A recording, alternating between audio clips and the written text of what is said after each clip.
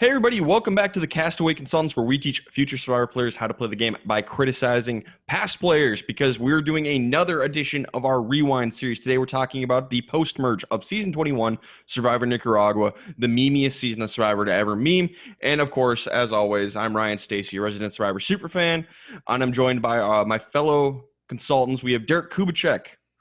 Man, the memeiest season that ever did, in fact, meme. And I still have 5 seasons to go, but it's so unlikely that this gets usurped. It won't get usurped. As Ryan introduced me, I'm Derek Kubicek. I had never seen this season before. I reminded everybody in the pre-merge portion of the podcast, I did know the winner. Confirmed. But I have to say, this is probably the one time that if you haven't seen 21, you might enjoy this season better if you are spoiled on the end. Other than that, I'm excited to talk about all the things I didn't know, all of my feelings about the journey to the end, and of course, to hear feedback from all of you. And then we have Josh Wessler. Hello, everybody. Yes, I watched this season a couple years ago, and so I'm only watching as mentioned before, in the our pre-merge podcast. I only watch our premiere, our merge, and our finale here. And I actually, fun fact, was spoiled on this winner by someone here in this podcast who hadn't seen that season. Yep. And to be fair, I think this whole thing can be blamed on me, because clearly I spoiled this for Derek at some point in our friendship, who then actually spoiled it for Josh. It was a whole chain of spoiling. So I think we could say this is safely my fault. Yeah, one bad apple spoiled the bunch, yep. And it started with Ryan. So I'll take responsibility for this one. We were hanging out at one point, and Derek mentioned a name. We'll just say that. And that name stood out to me because he mentioned that, oh, yeah, it's crazy because this person, won a season or whatever. I don't even know what the context was. Oh, I do. I do. What was it? The context was we had just started this podcast, and so we were going through who I was spoiled on and who I wasn't spoiled on, and Ryan sort of semi-foolishly asked the question, well, which winners do you think you know about? And I just started racking off a bunch of names, and I accidentally I probably had like 5 or 6 seasons left out of everything, which was probably like, I don't know, like 20 through 26. You roughly. Were in the middle of this season. Yeah, you were watching Nicaragua. You were in the middle of Nicaragua at the time. And you were like, wait, what? And I'm like, oh no. So there's just some fun little inside baseball, but that was I spoiled Josh on the winner of Nicaragua. And for my part, I am sorry. I'm also sorry. So I did know going into like Final Tribal and everything who was going to win. But kind of like Derek, like I had some doubts because I'm like, maybe this person comes back to play. I don't know. Maybe it's more like you're watching it, only one, and you're like, how? Yeah. And just the reading of the votes at the end was just wild too. Just like, what? It's quite the roller coaster this season. The point of this podcast is there are 42 seasons of Survivor now. If you don't have time to rewatch them all, though you should try and make time for it, we're here to tell you which ones are must-watch Survivor, which ones you should make some effort to try and watch. So before we get into any spoilers, gentlemen, now that we're done with Survivor Nicaragua, is this must-watch Survivor? I guess I'll kick it off. No. Don't talk so sure of yourself there, Derek. No. You should, though. It's fun.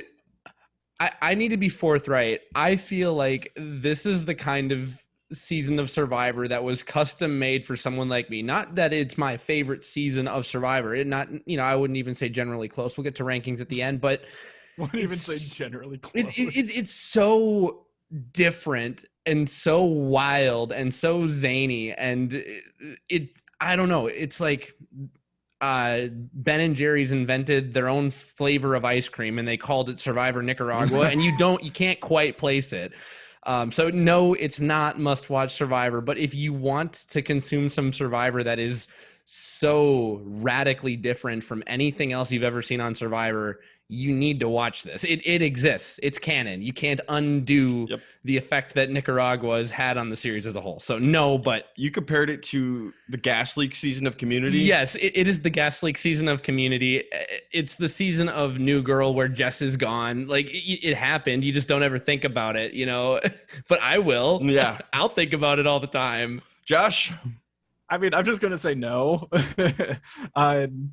Kind of like in the pre-merge where it's like, yeah, then you can have the inside joke of the Medallion of Power. It's like now you can see survivors chase Rice, you know? So it's just kind of there, like Derek said. If that's a good enough reason for you to watch it, sure. Strategy-wise, no. No, big nope. Like there might be even a little bit of a what not to do if you want to take something from that, yeah. But it's stuff that we've kind of in principle seen before. In seasons 19 and 20. Yeah, this is not must-watch Survivor. To kind of spoil my rankings, I like this season, but it's the last season I like. If you're gonna go like, if we're gonna split the seasons, I like and I don't like. This is the closest season I like to the don't like. This is in the second from the bottom tier. Yes, it's a wild ride and it's kind of insane. So, you know, if you like Gabon, which is another train wreck season, you will probably like Nicaragua. They're kind of like sibling seasons, I would say. They're different, but they have a lot of similarities, and they're both train wrecks. They're the two most train wrecky seasons. So if you like that kind of thing, check Nicaragua out. If you hated Gabon, you'll probably hate Nicaragua, to be honest. So, you know, do that information what you will. Yeah, and definitely stick around because I'm interested to see where you guys rank this. Yeah, the rankings are going to be seen wild. Quite a few other just people in the Survivor community who rank this in their bottom 3, if not dead last. I've seen multiple people with this as dead last. I believe Dalton Ross had this. Dalton Ross had this dead last until 39 came along, I believe. Yeah, there's defenders of this season. There's people who say this is like the worst season ever. There's people who are like us. We're like, well, that exists. So, you know, watch it for yourself and you make your own call. Do with that as you will. But it's not must watch Survivor. I almost feel like we can't talk about this anymore without getting into the spoiler section. Spoiler alert. Get out of here. 3, 2, 1. Fabio wins. Mr. Judson himself. I said it at the top of the podcast. I'm going to say it again. This is the one season of Survivor that I've seen where I would have rather known the winner at the beginning. Sure. Because I think that if I had not, it would have been hard to convince me to go back and watch it a second time through because I'd have been so confused and so displaced mentally and maybe emotionally. So I'm so excited that I got to experience this the way that I did. It is so memeified that I have a hard time doing anything with this. I can't grade this on the same way because I couldn't experience it the same way that all of you Survivor superfans who've been watching since it aired. I can't experience Nicaragua the same way that you guys did. And it was an experience. I kind of wish that I could have, so it could be shared between us. But for someone fresh and now, this was a grand old time. It was in the era of memes. This is the greatest meme. So let's do a quick refresher of the cast and our winner picks before we jump into things proper. So there's 12 people left, 4 members of the old person tribe, the geriatric tribe, and 8 of the young bucks. So the 8 young people coming back in. You have Alina Wilson, a student from California, an art student from California. Brenda Lowe, a paddleboard company owner from Florida. Nyanka Mixon, a PE teacher from Los Angeles. Kelly Shin, a nursing student from Arizona. Ben Henry, a club promoter from Los Angeles. Sash Lanahan, a real estate broker from New York City. Chase Rice, a professional race car jackman and definitely not a famous country singer from North Carolina. Fabio Berza, a student from California. And then our 4 geriatric members, we have Marty Piombo, a tech executive from California. Jane Bright, a dog trainer from North Carolina. Dan Lembo, a real estate executive from New York. And Holly Hoffman, a swim coach from South Dakota. Those are our 12.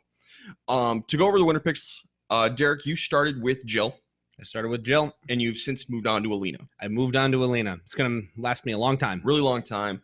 Josh, you started with Sash, and you still have Sash. And I still do. I started with Tyrone, which failed miserably. And then I moved on to Marty, which was a move that I made. Success with him. We'll see how that goes. But, yep. So we're doing great so far. Derek and I have already lost one, and Josh is still in it though. So we'll see how this goes for him. Anyone who does well with the winner pick on this season, you are also a meme. Congrats. I'll take it. And you know what? Out of the three who make it that far, it makes sense that Sash was my pick. Yep. Yeah, it absolutely does. That's a fair pick, sir.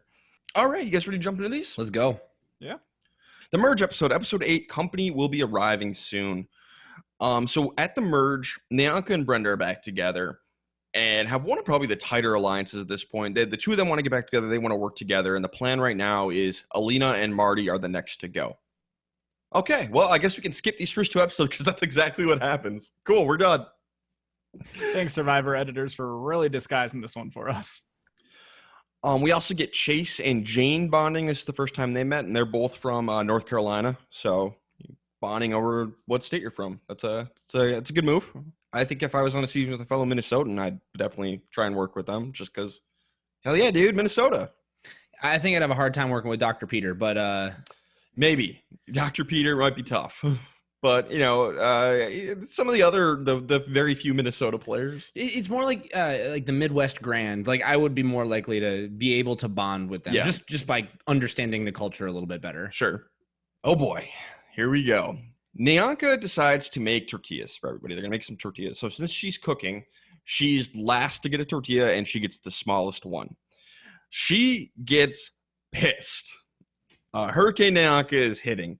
She decides to bury the flour in the earth. She buries it alive and steals food. And Holly sees this. Doesn't really say anything. Just kind of like, why is she putting flour in her bag and walking away? That's weird. I kind of like that she doesn't say anything. Yep. Let her dig her own grave. Now, granted, I don't think that Nyanka can sink lower socially at this point. So this comes to no surprise to anyone, especially when it does come to light. I disagree. I think she does. So let's do this now. All right. So every season, usually I do this after the first boot of the merge. We talk. I like to rank the players from most likely to win to least likely to win. So we'll do that now. So Alina is going to go home in this first episode. She's not included on this, but everybody else is, because I believe you just got to get through this first episode. Everything else is secondary. So, this is kind of interesting because I think the top 2 is kind of a tie, and it would depend on who the third person was. But it's Holly and Jane. I think those 2 win against everybody else, and if they're at the end together, it depends on who the third person is because that takes a vote away from somebody. So I have Holly and Jane tied. Then the rest of them go Brenda, Fabio, Chase, Sash, Benry, Purple Kelly, Marty, Dan, Nyanka. Now, caveat here, because the bottom 3, Marty, Dan, and Nyanka, I think those 3 have virtually no chance unless they go to the end together. I'm not 100% convinced that Nyanka would lose that. I think prior to stealing the food, I think she would have won that. And then I think she still had a chance up until the point where she quits the game, obviously. I think she could still beat Marty and Dan because she does have people who like her. Marty, less so. Dan people like, but like nobody wants to give him the money because he's rich. So yes, Nyanka can sink lower, and yet I still think she has a shot to win. The minimalist shot, but I think she still has it. And it's one of the reasons that this season is so enigmatic in so many ways, because I think I agree with your bottom 3. If we're excluding Alina, I think if, at this point in the episode, Alina is very high on that list, and that's one of the reasons that she goes home. But yeah, I think that Nyanka is one of the stronger strategic players, but this is also a very unstrategic move. It's a horrible social move that will lose you a lot of strategic ties. If Nyanka does not steal food and if she doesn't quit, she could win this game. It's possible. At least for one more episode. Possible meaning that it's a non-zero chance. I don't know what that percent actually is, but she's been doing this type of thing, obviously not to this extreme, but she's been doing this the entire game. It's just been in small doses and very targeted towards certain people. So like she loses those individual votes one at a time. Yep. It's the big events like this that it's just like, okay, everyone's on the same page now. Nyanka, good luck. Yeah. So Nyanka talks to Alina, and because everybody's talking about how Alina's going next, and Nyanka tells Alina, probably next. Nyanka is thinking like, hey, if I tell Alina this, she'll vote for me on the jury. So she's kind of thinking sometimes. Yeah. Jury management, never too early to start. And so Alina's kind of pissed off. And it's kind of like the scene where you tell someone they're dying and they you go get drunk together. And instead they just go eat the stolen food together. That's the kind of the vibes got me. Alina's like despondent, like I'm going to eat this stolen food because they're going to vote me out anyway. It's one of those times. If you're Alina, you could rat her out and try and get everything shifted to Nyanka. Basically, pull the you can't keep letting her get away with this. Yes. You can vote me out next, but you have to do Nyanka today. This is a travesty. She's wronged all of you. Instead, she's just kind of like, I'm just rearranging, deck chairs on the Titanic. I might as well play myself a soft song on the way out. Yeah, you need to do more here. Yes. Never just roll over and consider yourself out of the game. There's always more that you might be able to do. So at this point, the tribe is starting to realize all this stuff is missing, like food. She hid some other stuff too. It's all gone very mysteriously. And Holly's like, hey, Nyanka, where'd you take the flour that you put in your bag earlier? Whoops.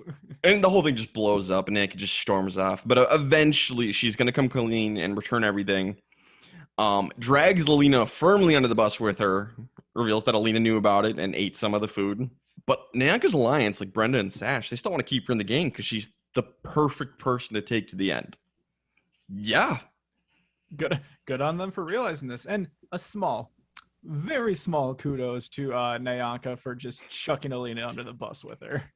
It's nothing you can do at that point. Yeah, misery loves company, guilty by association. Pick your idiosyncrasy, pick your cliche. You can find one. Yeah.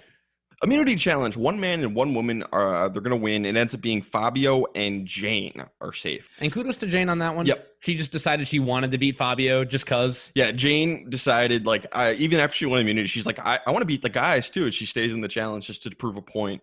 And who knows if she actually would have, because Fabio just, once he won, he just let it go. Yeah. But, technically, Jane was the last person standing in the challenge. So, yeah. Props. Jane wants Marty out because obviously those two hate each other. Sash kind of sticks his neck out there because he did make a promise to Marty in the previous episode. Like, hey, I said if he gave me the idol, we would protect him for 2 votes. And this is the second one. So can we not do Marty tonight, do him next time, and we'll do Alina this time. So Sash sticks his neck out just to keep his word. Yeah, if Sash puts hard enough, why fight it? Like, sure, Alina can go. Nobody's got any real ties to her. It doesn't really matter. The only thing, if you're one of Sash's alliance members or, one of the voting blocks that is planning to work with Sash for this vote, you need to start wondering why he's pushing so hard. You need to know that it's jury management, and I believe that they all do know that. So at this point, I have to assume that no one is planning on letting Sash get to the end. So if that is, in fact, your plan not to bring Sash to the end, you can let him jury manage and pick the jury all you want because he's not gonna make it. But maybe if you're Brenda and you're Jane, you can push a little bit harder. Be like, no, Marty is the more strategic player right now. He's got a very loud voice, and he might just make enough good points to switch some votes. So maybe they should push harder for Marty. But this is the merge vote, no tested battlegrounds. If someone wants to stick their neck out far enough, it's probably not going to be me. So I'm good with it. Don't push hard for anybody here. Just make sure it's not you. So we're going to go to Tribal Council where Marty calls out Jane for being a huge threat. She's got a great story. If she gets to the end, Marty will vote for her. Yeah, I think this hurts Marty more than helps him, but he's right. He's right. But you got to play it a little cooler, I think, Marty. I don't blame Marty for doing anything because he was also on the chopping block. And just because he didn't maybe sink his teeth into the fact that Fabio for sure was on board with voting out Nyanka for stealing the food, and he was dogging on her the whole time, which I don't think is necessarily a good thing for Fabio. Marty had committed to trying to shift the vote to Jane, even though Alina was kind of the target of the whole group. So, maybe Marty should try to be less influential, but I don't think that he believes that he's safe. Yeah, which is fair. It's going to be 10 votes for Alina, 2 votes for Marty. Probably should have been Marty, but it's a fine move either way. They're both dangerous players. Yep. I'm good with it. If they say Alina's better, then I say Alina's better. When they're not going to lose any power, so yeah, Marty can go next. It's a good move for Sash. He gets his way. Josh, who did you have for best player of the episode? So remember that this is my original awards from a couple of years ago. I gave it to Holly. She did well at the merge, I guess. And she's the one who called out Nyanka. Yeah, the main thing was the being able to out Nyanka, but it is. I know I'm arguing against myself right now. It's hard to give her a ton of credit just because Nyanka just kind of blows up on herself, but she does kind of just light the match for that entire situation. That was really the only thing that I had there for her, but I gave it to Holly. I had Sash because he kept his word to Marty and knocked out Alina. So, this was just a good all-around move for Sash. He got his way. Yep, I agreed. It was Sash. I thought the Alina vote was fine for everyone. And then I thought it was actively good for Sash and his desire to do some jury management. And he still has Marty's idol. So, all of that, and he still has some hardware in his pocket. So got to give it to him. Yeah, and technically, according to his original promise, if you want to call it that, he's fulfilled it. Yep, he's clear. Let Marty stick around for 2 votes. Worst player, Josh, you got? Do we need to say it? Yeah, it's Nyanka. Dishonorable mention I'm gonna go with to Alina. I know that she went out here, but do something. Like, first of all, don't go off and eat the food with Nyanka unless you're gonna be throwing her under the bus. But you had plenty of opportunity here to just have it not be you that's going home. So easy slam dunk Nyanka. Yep, I also had Nyanka stealing food, getting caught, being abrasive. Yeah. Nothing else to say. Easy peasy. All right, so Derek, your new winner pick was Alina. She's gone. Good run. A whole episode. Who is your new winner pick? 11 people left. Who you pick? Yeah, so when I was trying to pick a new one, at least we were able to do it after the first vote after the merge. So I got to see some new battle lines drawn. I got to see new majorities. We got a little bit of voting block talk. I landed on Holly. I felt like she is burning very few bridges. She is a completely new contestant from where she was when Jimmy Johnson basically had to talk her back into the game. She's got plenty of options going forward. And I mean, I already said she's not burning bridges, but everybody seems to like her, which means that she's going to be in the know for pretty much everyone as long as they trust her. And I believe they do. So I landed on Holly. Solid pick. I think the only person who's got a problem with her, to be honest, is Dan, because she stole his shoes. Yeah. Yep. If you trust that Dan's actually doing anything. Yeah. Well, he's holding grudges. So that's one thing Dan is doing. Great gameplay. Episode 9, running the camp. So Marty, he's got an idea. He forms a plan with Dan, Benry, and Fabio. They want to leak out that the plan is to take out Nyanka because, she stole food. And they want, because Nyanka has an idol, and they want to trick her into playing her idol and knock that out of the game. But they actually want to take out Jane because she's a huge threat. So they got 4 right there. They plan to pull in Brenda and Sash to make it happen. That's 6. Boom. You got the numbers. Marty is a dangerous player. Chase is actually a little nervous with Brenda because they were put on as separate tribes at the swap. Now they're back together, and Brenda isn't talking to Chase as much, which is a really bad move on Brenda's part. Brenda, I think, is kind of arrogant. She's got some chops for the game, but she thinks everyone should be at her level. She doesn't quite understand that, no, you have to play down to people and make your alliance comfortable, and she does not get that. Chase is not comfortable. Make Chase comfortable. It might be annoying for you to do that, and Chase might be bothering you, but too bad. It's not going to be easy the whole time. Okay. Ryan, you can help me out with the name of the person who did this on Token Sheens. But when you come back together and you've got an alliance that you've supposedly worked out, you need to touch base with them and make sure that they feel comfortable. Brenda. What is it with names that start with Brenda? Oh, Brendan. So you need to make sure that Chase is comfortable with you and that you are as strong as you were when you broke apart, even if it's not true. So we've seen this before. We've seen this as soon as season 17 before this. So you got to make sure that your alliance, especially if they are your true alliance, feels comfortable with you. Otherwise, things can start to fall apart at the seams. You might get voted out at 10th place. Which is not this episode, but it's coming. And I think a really good comparison, just the way that Ryan described Brenda, I feel like her and Sash are a very similar type of player, thinking that they're above everyone else and thinking that they're just dominating the game in that manner.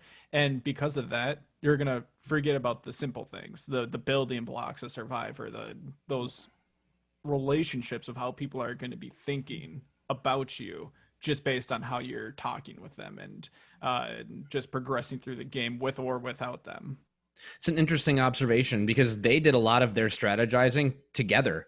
So they kind of matured into their present Survivor players at the same time. They kind of suffered from like groupthink. Yeah, exactly. I think their game suffered because they played together, where if you have two people who think they're above everybody else, they're going to build off each other and feed off each other. So I think that's exactly right. Brenda is going to win immunity, though. So they are the swing votes. They can either take out Jane or Marty. It's up to them. We're going to go to Tribal Council. Fabio and Marty both get into big arguments with Dianca, and I think this is kind of a ploy to make her player idle, make her feel unsecure. It's not going to work. She doesn't play her idle. It's going to be 7 votes for Marty, 4 votes for Jane. Honestly, I think this was the right move. I do think it was the right move to get rid of Marty because he's such a dangerous player. But I want to say this is really bad for Dianca because now I don't think she can win the game because it's her and Dan at the bottom, and I think everyone else can beat them. It's good for her alliance, but her individually. We're going to get to the final 5 at one point, and a certain player is going to say, oh, well, it's not a group game anymore. It's not about alliances. It's about individuals. The entire post-merge is about an individual's game and, what works for you in the moment, what works for you next time. There are pieces that move. For Dianca individually, I agree with Ryan. I think this is awful. I think Marty was the only one who had rubbed enough people the wrong way to maybe put votes in her direction. I think with Marty gone, her best chance is a final 2 with Dan, and then it's a spite vote because Dan is loaded. And even then, she might not get it. Yeah, she might. Dan could definitely beat Dianca in a final 2. That's 100% possible. That would be a pure money spite vote. That'd be a fun final 2. We're here for this Marvel What If episode. Yes, absolutely. The only issue that I have with it is I do think that this was a good opportunity to try to get rid of her idol. So you kind of had a plan in place where you could get rid of it. Now you don't have that buffer of Marty to go home. So what happens if she ends up playing it or if she uses it in some other way because Dianca's the ultimate wild card. So now it just gets a little bit more complicated. Brenda and Sash have too much faith and trust in Dianca, and that's going to bite them badly. I would bet like Sash and Brenda don't want Dianca to play her idol because they think they can get her to play it on them later, and they're underestimating Dianca. Yeah, or like keeping power in their core alliance. So for best player, I had Jane because she took out her biggest rival. I had Brenda because I felt like people were leery toward her, and she won immunity, and it gave her some safety, and it gave her the ability to make another decision. And I do believe that her and Sash made ultimately the correct decision, even if it wasn't the best way of going about it, which I do agree with. Past Josh said Jane. I feel like it's worthy enough to give it to her since she took out her biggest rival. I don't like when someone this early in the post merge is so just narrow focused on one individual person, because now what? And that's what's going to come next. Now you're probably the biggest threat, at least. And that was my biggest thing keeping from giving it to Jane, was she's been like headhunting Marty since halfway through the pre-merge. And when you have that kind of hyper focus, I mean, maybe if you're going against Russell Hantz, that works for you in the final tribal council, even if you fail.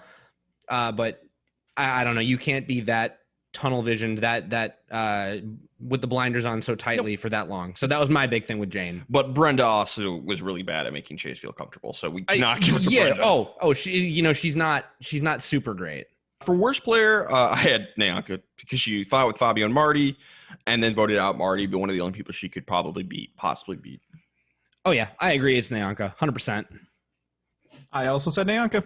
Bad news for me is I lost my winner pick again. So Marty's out. Past Ryan, which is how we always do this, moved on to Brenda because it seemed like she was controlling the game the most.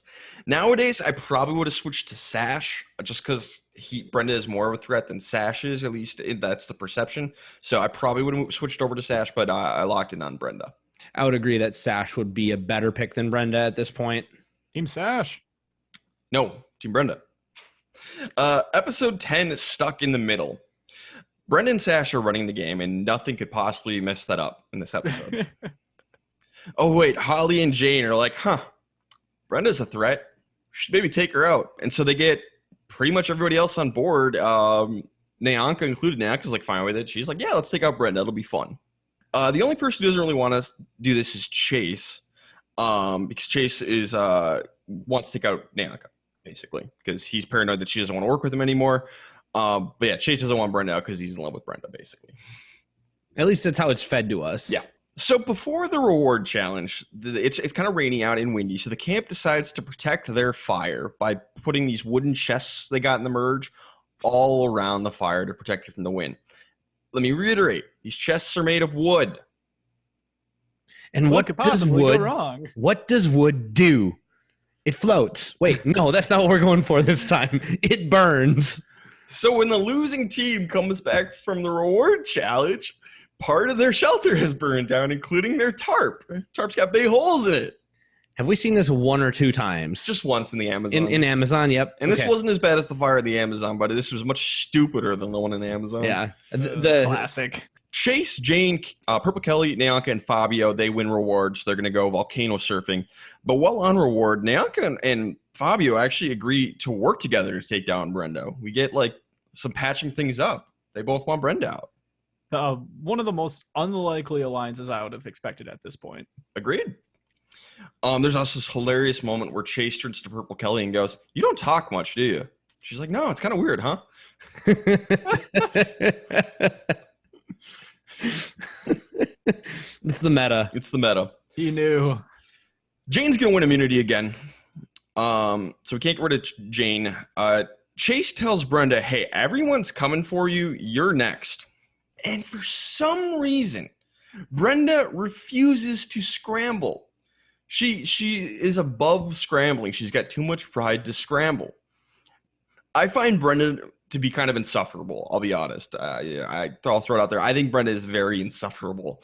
So this drives me up the wall. It's actually worse because we learned earlier that she had actually talked about voting out Sash instead of her. And then Sash found out about it. And then she was like still expecting Sash to play his idol on her. I don't know. My brain hurts. The phrase is, you better scramble like an egg before you get folded like an omelet. And she did not do that. She refused to do it. And yeah, you're right. You know, if you play a little inside baseball retrospective analysis, we find out that Brenda had concocted a plan to take out Sash. She had talked to Nayanka about this, and Nayanka spilled the beans to Sash. So we knew that Sash was absolutely not going to play the idol. Yep. For dramatic purposes, obviously, they kind of left the audience in the dark in the moment. I do think from an edit perspective, that was the right choice. Sure. Yeah. But if you get found out, if Nayanka spills the beans, you can still go to that plan with anybody else. Like, hey, at least try and flush Sash's idol. You know, you can still target me, but at least try to flush his idol. And there's always a chance he doesn't play it. And either way, it's out of the game. Brenda doesn't do anything. She just like sits there and takes it. Just because you're not paranoid doesn't mean they're not out to get you. And I think that makes it even worse when she brings it up later in Final Tribal. Just like, why didn't you do more to save me? It's like, what? No. Like, do more yourself to save yourself. Do something to save yourself, Brenda. Do something. Pokes with stick. So it's going to be 8 votes for Brenda, 1 vote for Nayanka, 1 vote for Benry. Purple Kelly was left out of the vote. And she just tossed one on Benry? Poor Benry. Yeah, what did Benry do? So the question is, should Sash have played his idol on Brenda? No, because Brenda was coming for him at some point, so no. With the information we know in hindsight, maybe without that information we learned at the final or the reunion show, maybe play the idol on. But knowing what we know, no, absolutely not. Sash should not have played his idol on Brenda. Keep the idol. The only thing I could say that might have made it a good move is at least it takes that target off your back. But she was coming for him at some point during the day, so no.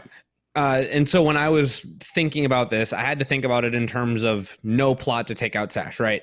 From that perspective, I still think if I'm Sash, I hold on to that idol because it is an individual game now, and I don't know that Brenda staying safe for one more tribal puts you in any better of a position. Like, yeah, you've got one more person that you can confer with, but the powers that be outnumber him and Brenda. At least as one person, he can be a little bit more agile, a little bit more nimble, and to that effect, we're going to find out that he is able to do that very clumsily, but he still manages to do it. You know, to win $1 million, you have to make it to the end. It's just doing it with a winning game. Different discussion. So I think it is the right move for him to hold his idol, regardless of knowing about Brenda's plan or not.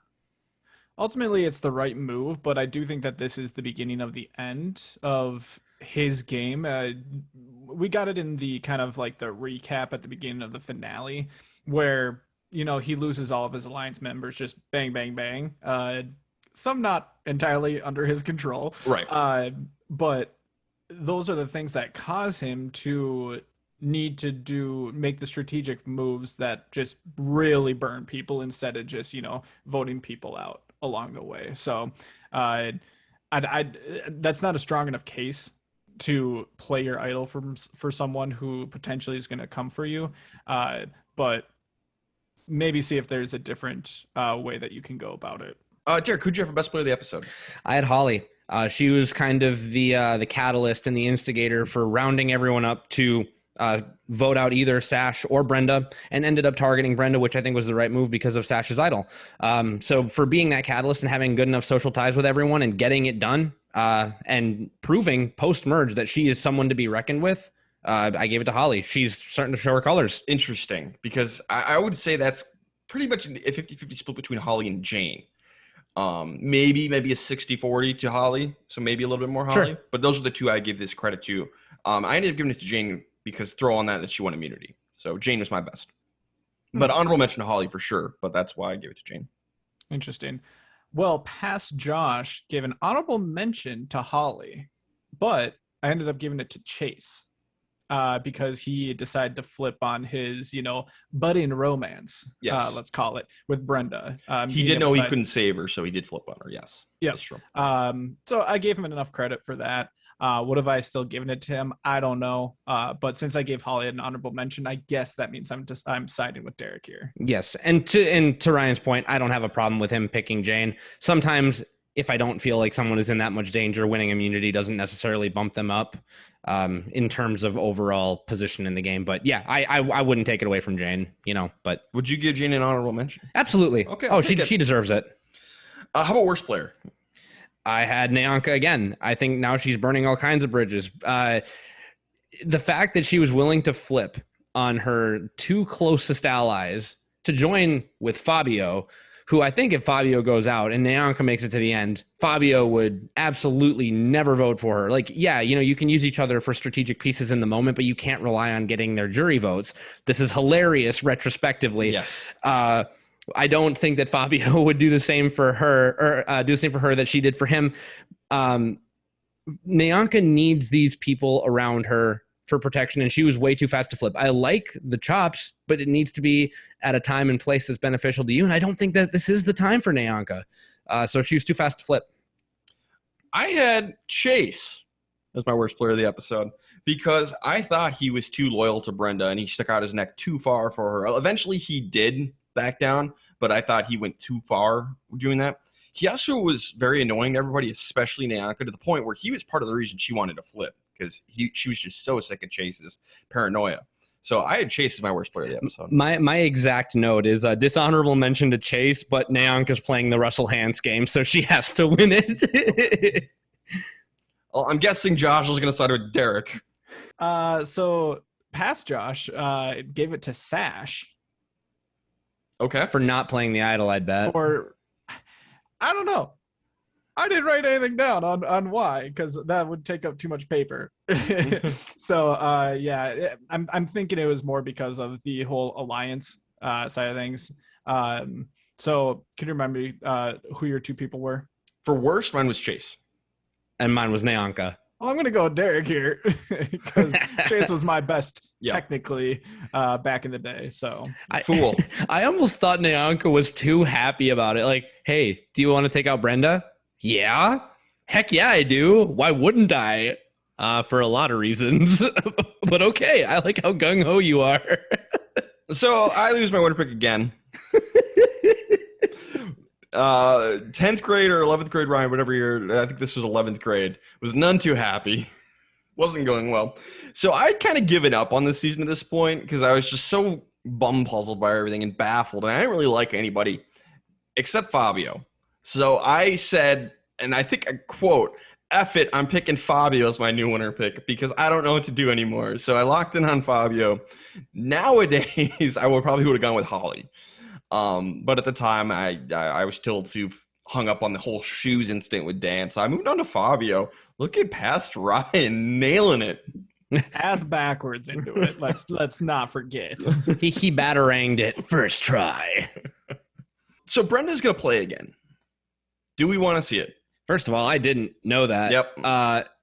No, not really. I guess I'd be okay with seeing her, but I felt like her game in the beginning, in the pre-merge, was way more interesting, and she ended up losing a lot of steam and was not all that interesting when she had power in the game. And you don't need to be interesting as long as you're good, but she wasn't particularly good either. And then when you show absolutely no fight or heart as soon as you're faced with any adversity, I feel like I've kind of seen you at your best and worst in the game, and I don't need to see you back. Josh? At the time, I'd say, yeah. I remember being when she does come up on a future season, like I was excited to see her again, just because I remember, liking her ish on this season in Nicaragua. Now, maybe watching this back, take it or leave it. There's probably other people who could be there instead. Yeah, there's a lot of people in the season I would much rather have back because I find Brenda irritating and kind of insufferable. I'd rather have Marty. I'd rather have Holly. I'd rather have Fabio. I'd rather have Chase. I'd rather have Dan. Let's not get ahead of ourselves here. I said what I said. Dan sucks. Dan is awesome. I love Dan. I'm a huge Dan defender. I'd rather have Alina. Yeah, I don't want Brenda back. I don't care for Brenda. I agree with all those except Dan. I'm not saying Dan's a bad person. I'm saying he's like one of the least interesting people on the season. Disagree. He says three things. It's like, I've got all these Ferraris. Nothing bad about Dan, but he's just boring. No, he is not. He's there. He's a fascinating person. Yeah, Purple Kelly is on this season, and somehow I've still never heard of Dan. You know what I mean? Whatever. Episode 11, a closer look, and we're moving on. And we're done. Man. Episode 12, you started, you're finishing. One of the most notorious episodes of Survivor history. One of the most hated episodes of Survivor history. And the memes just keep coming. Chase, Nyanka, Jane, and Holly regroup. They form a Final Four alliance that has a lot of long life in this game, I would say. It's going to go far. Good on them. Good on them for making this alliance. At least someone's doing something. We get some really bad storms coming in. Nyanka has said she has problems with her joints, so the weather really affects her joints. Is she 60 years old or? Yeah, I mean, I don't know. People have these problems. I definitely the weather affects me. Injuries, past injuries I've had. I have a bad ankle and a bad knee and a bad elbow. It's all from injuries, and the weather definitely has an effect on those. It can be a little painful, but I don't think I'd quit Survivor over it. Yeah, you got me feeling like the AARP tribe right now. In North Dakota, Minnesota, when you go into winter, when it starts to drop below zero, past injuries at my age, which is all of late 20s, I'm not old, they start to hurt. I get it. But you're in a game for $1 million. I'm going to find a way to tough it out. So Nyanka and Purple Kelly, who is on the season, are both thinking about quitting. And Benry and Fabio are like, yeah, do it. Do it. Please. Get out of here. It would change the game. Yeah. Nyanka even goes so far as to give Chase her idol because Chase was the one who gave her the encouraging pep talk last time she wanted to quit. So she gives Chase her idol. She gives it away. So since Nyanka's so flaky and they're not sure if she's going to stay in the game, the Chase Holly Jane Alliance decided to bring in Sash as their fourth person. Sash doesn't really trust them, but he feels like he doesn't have much choice because his two closest allies are Purple Kelly and Nyanka. He doesn't feel like he has much choice because he doesn't. He doesn't. So good for Sash. He has a fair read on the situation. So we're going to go I love this episode so much. We're going to go to the reward challenge. And it is if you guys remember the Jack Black movie, Gulliver's Travels. Yes.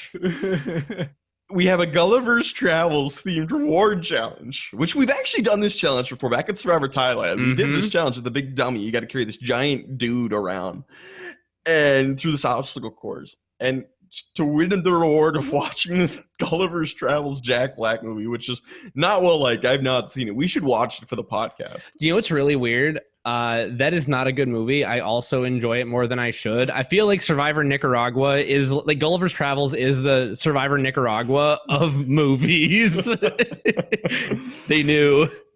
So When like it was only a couple of seasons back, we were talking about just wacky reward challenges and just like some of the dumbest stuff that comes up. There were 2 different like movies that we had talked about. This was one of them that I was remembering that's just burned into my brain about them just carrying the dummy around. It's great. The dummy named Gulliver. So Chase, Benry, Holly, and Nyanka win, and Dan picked them because Dan was not chosen for either team because obviously, and he picked them to win, so Dan gets to join them on the reward. Before we go to reward, Nyanka announces at the end of the day she is going to quit the game.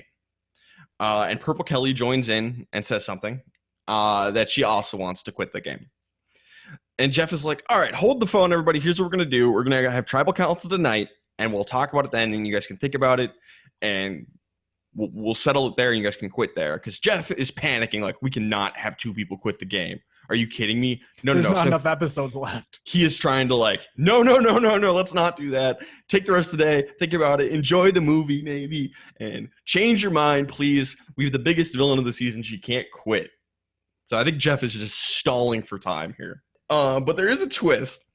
Because part of the problem is their tarp was destroyed by a fire. So they don't really have a tarp to keep warm in the storms. And a lot of their food as well. A lot of their food was burned down. He says, if one of the 4 people who won the reward challenge, so Dan cannot do this. Dan is not eligible to do this. So of the 4, Chase, Benry, Holly, and Nyanka, if one of the 4 of you give up your reward, I will give you a tarp and rice. Obviously, Nyanka should do it if she wants to quit the game. Give up the reward. Nope. Holly's going to have to do it. And not go on reward to get the tarp and the rice. And she just gives Nyanka this like look, like the disappointed mom coach look. And it wasn't even just her. Everyone's like, really? And okay, from a Survivor game, like, we are consultants. So as a consultant, I can tell you, first of all, don't quit the game, and then you won't be in this really awkward position, right? But, drop you in where Nyanka is right now. Give it up because that'll give you a better chance to mend bridges going forward. Don't make Holly do it. Yep.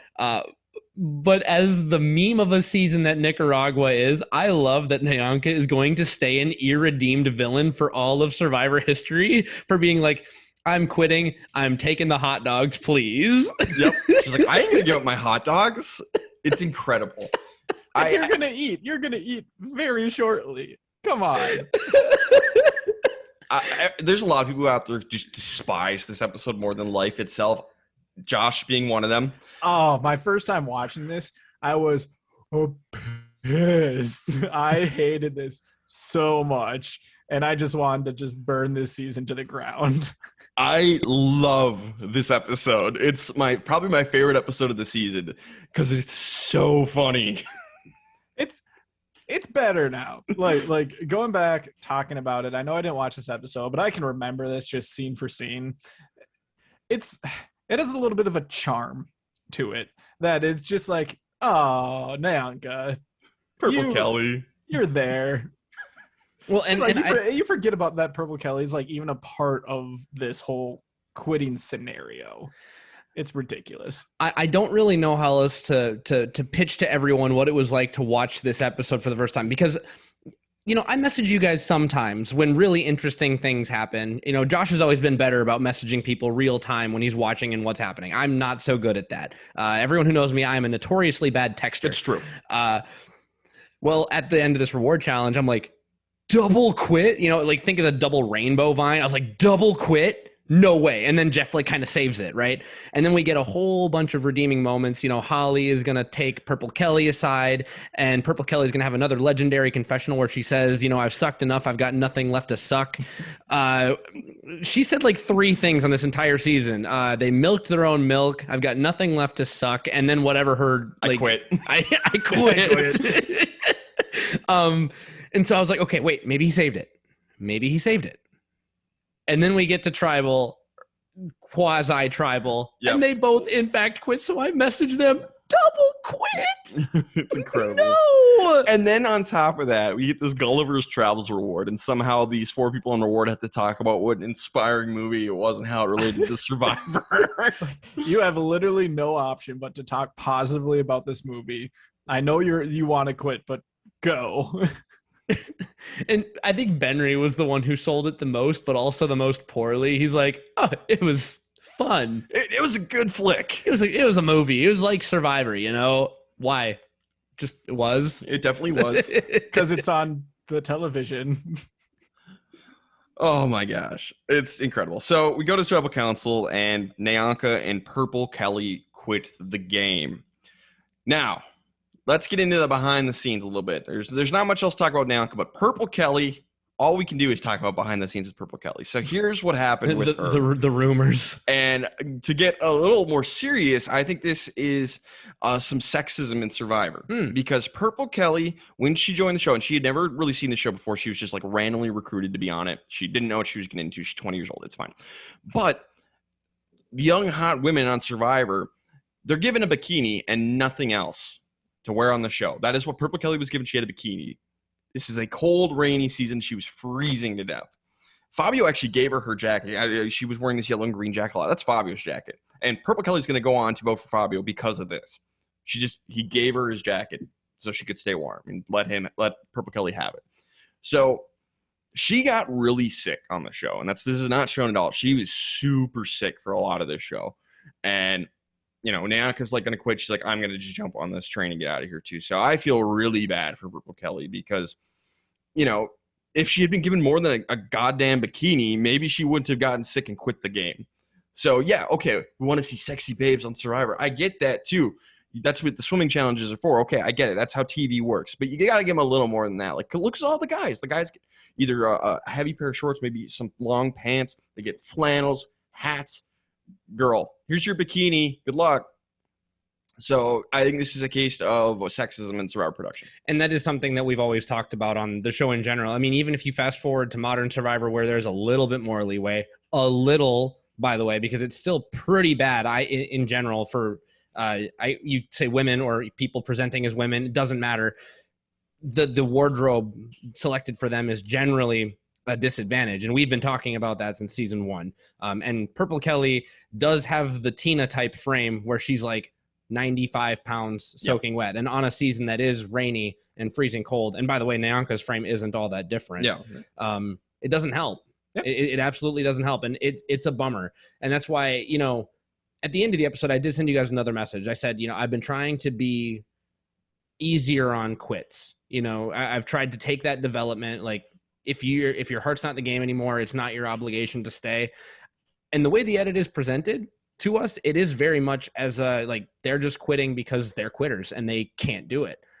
What we're missing is context, and I'm glad that Ryan is able to give me that because I'm not allowed to look at any of this stuff in advance, and I figured there was more to it than just, oh well, Brenda went home, I guess we're doomed now, because it was almost pitched as like, oh, it's just not worth it anymore. And we got to remember they got a pretty big storm the day before this, and that's what breaks people down more than anything else is the weather. Yep. So, well, great. Especially with her not being a fan of the game and just being recruited. I'm shocked she lasted that long. Yeah.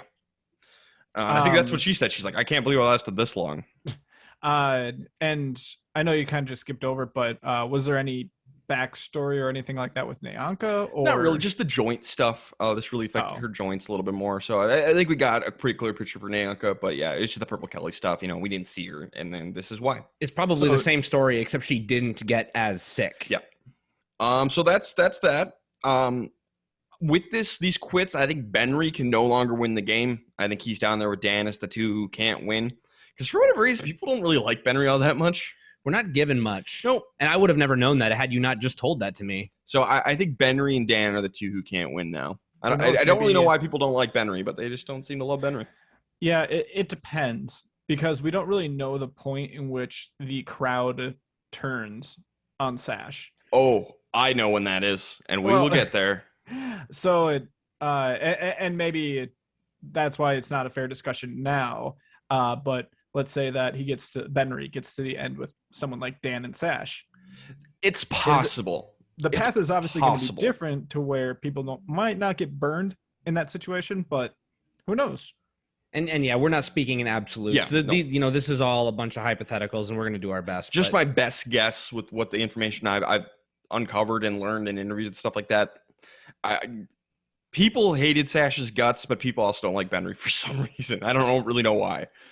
So, maybe Benry could have won that. It depends on how mad they were at Sash. It really does. So, Ryan, who do you have as the best of this episode? 2 people went home in this episode. We come on. We are allowed to give out 2 bests and 2 worsts today. Josh, I knew we're it was both coming. giving one. Josh, we're both giving one. This is established. We've done this plenty of times. You don't have to do it if you don't want to, but we're allowed to. Well, now there's a double quit. 2 people went home. That has literally never happened. 2 people went home in this episode. Sure. My 2, because I gave out 2 best players.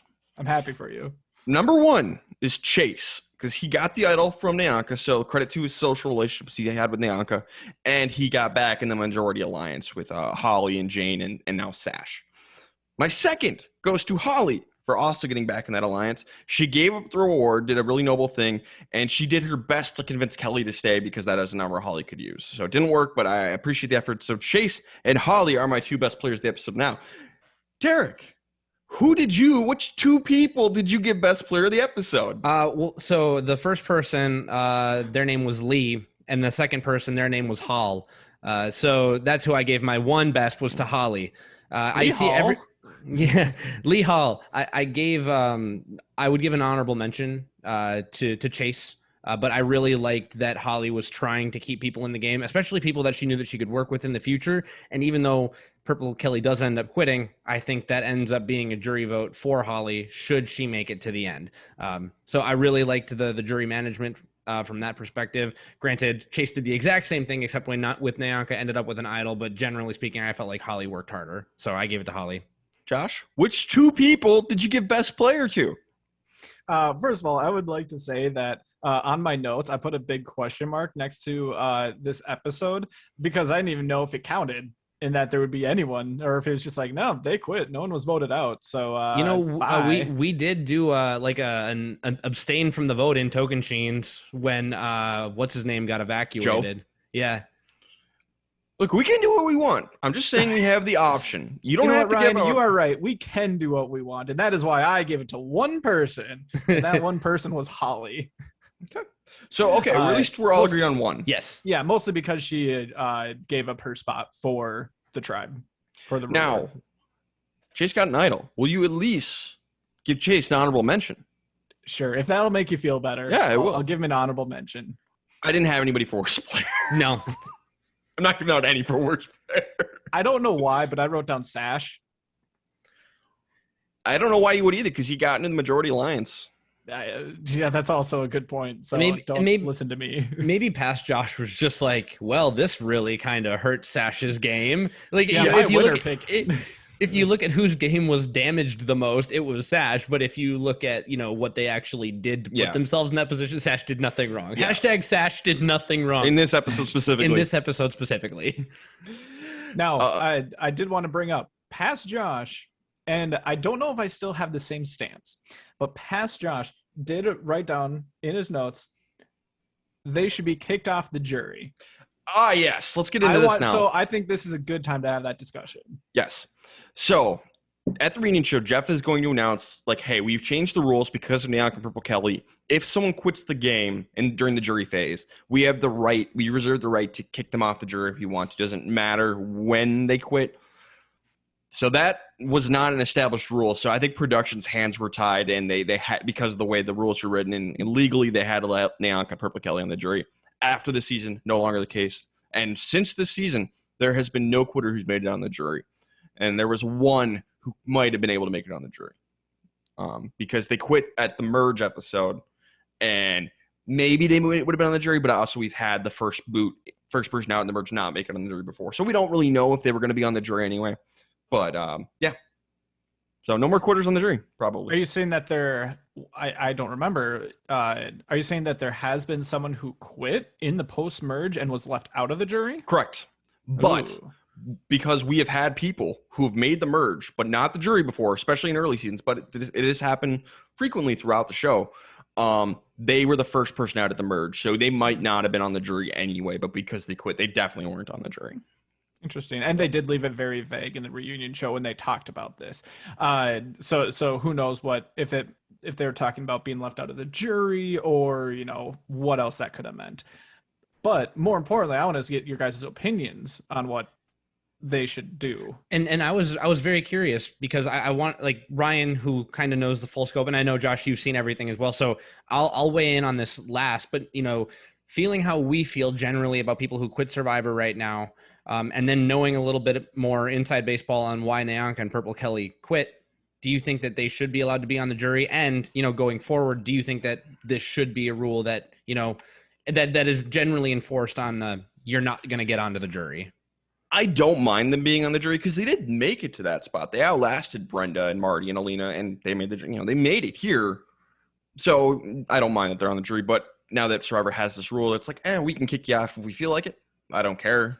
Either way is fine as long as we're consistent from point A here. So post Nicaragua, they've changed the rule. Cool. We can keep going. It doesn't matter to me. I'm fine either way. And I had a very strong stance about this before, where I absolutely did not want them to be on the jury just because I didn't want them to influence who won the game after quitting like this. Now, I'm kind of the same way, where it's like it's almost situation by situation based, where if they're, you know, causing havoc and like being a detriment to the game and they end up quitting, and it's almost like they're specifically like harming the game in a certain way by doing it, then sure. But if there's other things that are going on that are causing them to quit, then I can see why I'd be okay with some people being on the jury. I'm going to take a completely different stance on this, I think. I think that if you quit post-merge, you should absolutely get onto the jury, as long as it's not like that really weird, like, you know, first person where there's definitely gray area, because sometimes they make it, sometimes they don't. If you make it to where Purple Kelly and Nyanka made it, I think you should get on the jury regardless. Okay. Because if you decide to quit there, that's the fault of casting, or it's the fault of something that happened within the game that made them not want to play anymore. This is a social experiment, first and foremost, and something within this social experiment, something about the chemistry, caused them to leave the game, whether it was internal factors like motivation, external factors like bullying, or external factors like not getting clothing from production. That is, in some way, shape, or form, all a part of this experiment. They were still there. They still have input. They still know who betrayed who. They still get to spend time on Ponderosa and hear from the other jury members, which is where a lot of these opinions get formed post-vote out anyway. So even though, like, Nyanka kind of bothered me a lot, I think if you make it that far, you absolutely deserve a spot on the jury regardless. Asterisk, if you get pulled from the game for being a horrible person, you do not get a jury vote. So if you quit, I think that you should be allowed. If you quit before getting polled, you're not allowed. If you get polled, you're not allowed. Yep. But in the name of keeping it as pure a social experiment as possible, and not just a game show, not just any other game show on television, they deserve a spot on the jury, and they should always be given the benefit of the doubt. That is my opinion, where I sit right now. I could sign off on that for sure. Yeah, I think it makes sense. Episode 13, not sure where I stand. Sash at this point is kind of caught between two alliances. We have Holly, Jane, and Chase versus Dan, Fabio, and Benry. Which side should he go with? How about the side with the guy with a broken leg, basically? That's where I would go. And the other person, apparently people don't like. Yeah. Sash tells everyone, hey, I'm going to play my idol at the next tribal council because it's a huge target on my back. I'm just going to get rid of it. Like, get that off my back. I really like that move for Sash. You don't necessarily have to follow through with it if you don't want to, but like just to say that out loud, I do really like that for Sash. Well, especially with a group of people who seem to not be the most heightened of strategists, you might be able to pull some not so like original moves like that, where you just kind of just toy with your idol and make it last, you know, an extra like 1 or 2 tribals because people are just freaked out about it. Yeah. So Chase promises to bring Sash on reward if he wins. Chase wins reward, and he brings Holly and Jane, and not Sash. And so Chase gets the reward. He's on the reward with Holly, and he's like, man, I really screwed up. Should have brought Sash. And Holly goes, not going to lie, you really screwed up. You know, self-awareness is the first part of correcting a problem. So Benry, Dan, and Fabio, you'd think they would work really hard in trying to convince Sash to join their alliance. They didn't get to go on the reward. This is the perfect time to like try and bring Sash in. And it doesn't really seem like they do all that much. No, they do nothing at all. At least it wasn't shown. No. So we have to assume they did something, but obviously it wasn't important enough to show in the show. So it clearly didn't work. Results-oriented thinking, Ryan. But yeah, we only have what we have. Yeah. So Jane, Holly, and Chase, they come back with a plan to make Sash feel secure. They agree. We will tell Sash we'll take Jane out at the final four and bring Sash to the end to make him feel nice and secure. Then they let Jane know that's the plan. Like, it's not true, but, we're going to make him feel secure. And they're all on board with this plan, which it's a great plan. I'm really glad they talked this through because they have to get Sash. They have to. Well, especially when usually if someone's kind of the person being thrown out there, like Jane, that person usually is the one that's not okay with these types of plans. So I don't know if that's a good thing by Jane with being too trusting. If it's a good thing by Jane for, going along with this to get Sash, or if it's a bad thing for being too trusting of those other people. I like it for Jane, but it's definitely something like you should be a little bit more aware, because maybe they aren't lying to Sash. I think something in modern Survivor, like in the 400 level class of Survivor, I mean, we've seen people make mistakes. I think Heather, for example, in season 41, when she was going to be like the dummy or whatever, or just the person that you're throwing their name out there to throw someone off the scent, she overreacted and ended up blowing up a tribal for no reason. Maybe bad example because that wasn't material to the season, but it wasn't a good look for Heather. No. It showed her as being very paranoid and untrusting of her alliance.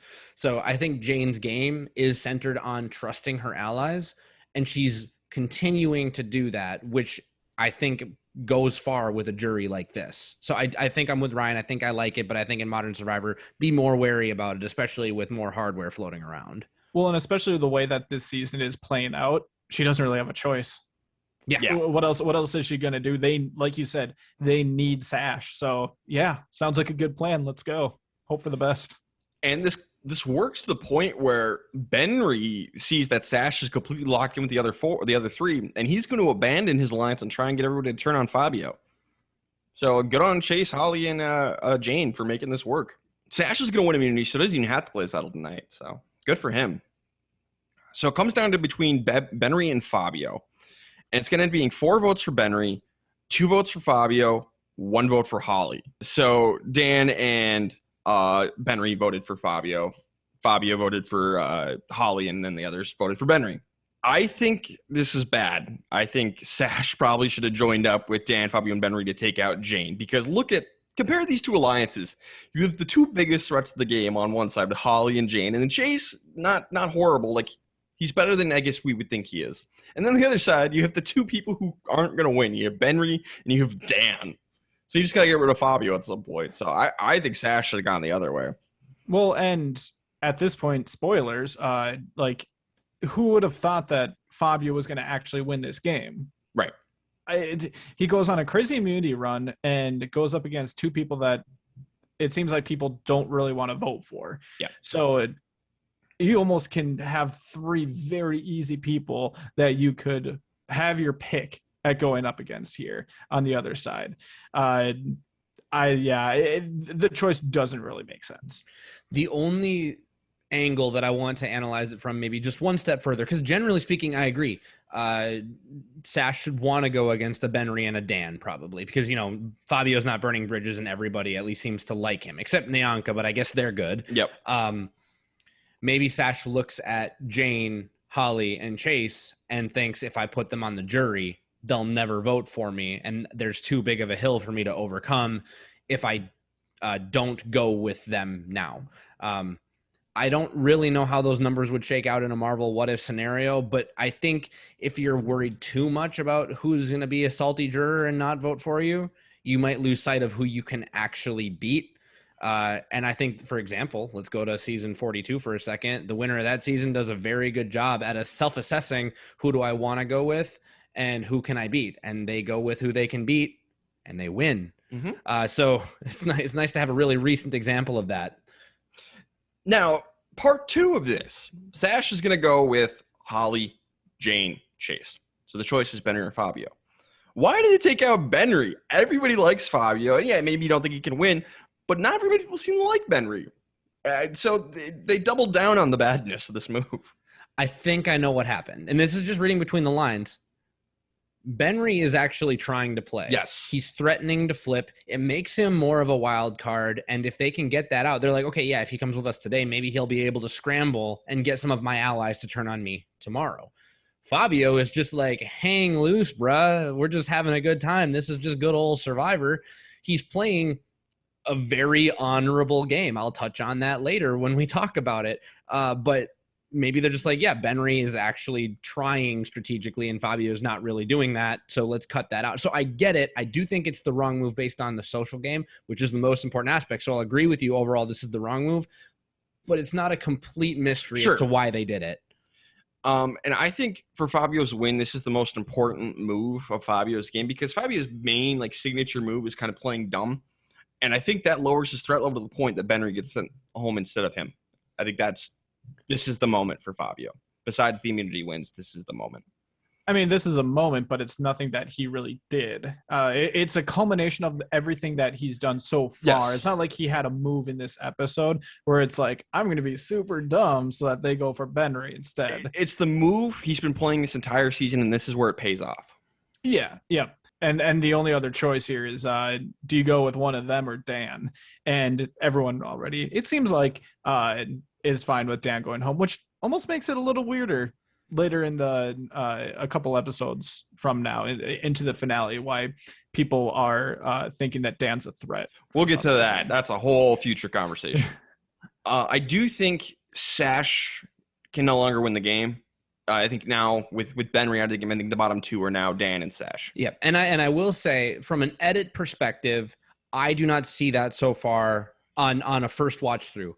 With applying retrospective analysis, I agree. I don't think Sash can win from this point forward. But as I was watching, I'm still unsure as to how bitter the jury is towards Sash. You don't know that until you get to final tribal. You don't know that until you get to the votes. And we still have not reached the moment of peak Sash bitterness. Sure. I've teased this a little bit off screen to Derek. We're not there yet. Sure. So, there's a lot of things that I don't know yet, but I will just say in the moment, it didn't feel like this was a losing move for Sash. Sure. But for the listener, I do think that this is consensus probably where Sash decisively loses the game. And I concur with Derek on my first watch that I didn't think that anything was really wrong with Sash at this point. I thought that he still had a decent chance to beat most of the other people on with the alliance that he made. Here's the thing with Sash. Before his other moment, which we'll talk about in a little bit, alleged moment. The thing with Sash is I think he's a skilled strategic player and understands the game pretty well. The problem with Sash is he has no charisma whatsoever. You have a better player dropped in Sash's spot and that makes the exact same moves, he's going to make you like you, or she is going to make you like you while you do that. Like, oh, I'm such a rascal, I got you out. They're like, oh, that guy. Classic them. Sash is so terrible at the social game. Everybody's like, I hate you.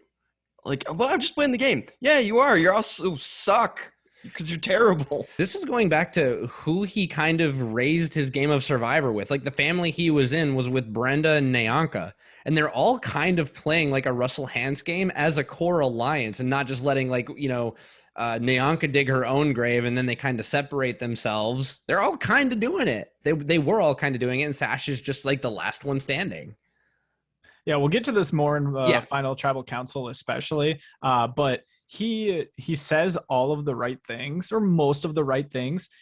He just says them wrong. It's his tone and like his mannerisms. He can't be likable while he says it. He's the inverse Lex. He knows how to move the pieces, but he can't move any of them. Yeah, on paper, Sash should be a great player, but he just has no charisma. So let's get into best and worst player. Derek, who do you got for best player of the episode? For best, I actually, from my perspective here, was Sash because he ended up winning himself immunity. He was able to keep the idol, and I, from this point in the season, thought that he played the swing vote position very well, and I did not know enough to go against his decision. Sure. So at this point in watching, I said that it had to be Sash. Retrospectively, I'd love to hear your perspective. I gave it to Holly because she was part of the people who got Sash to join her side. She gets past, obviously, because Chase made that horrible move at the reward challenge.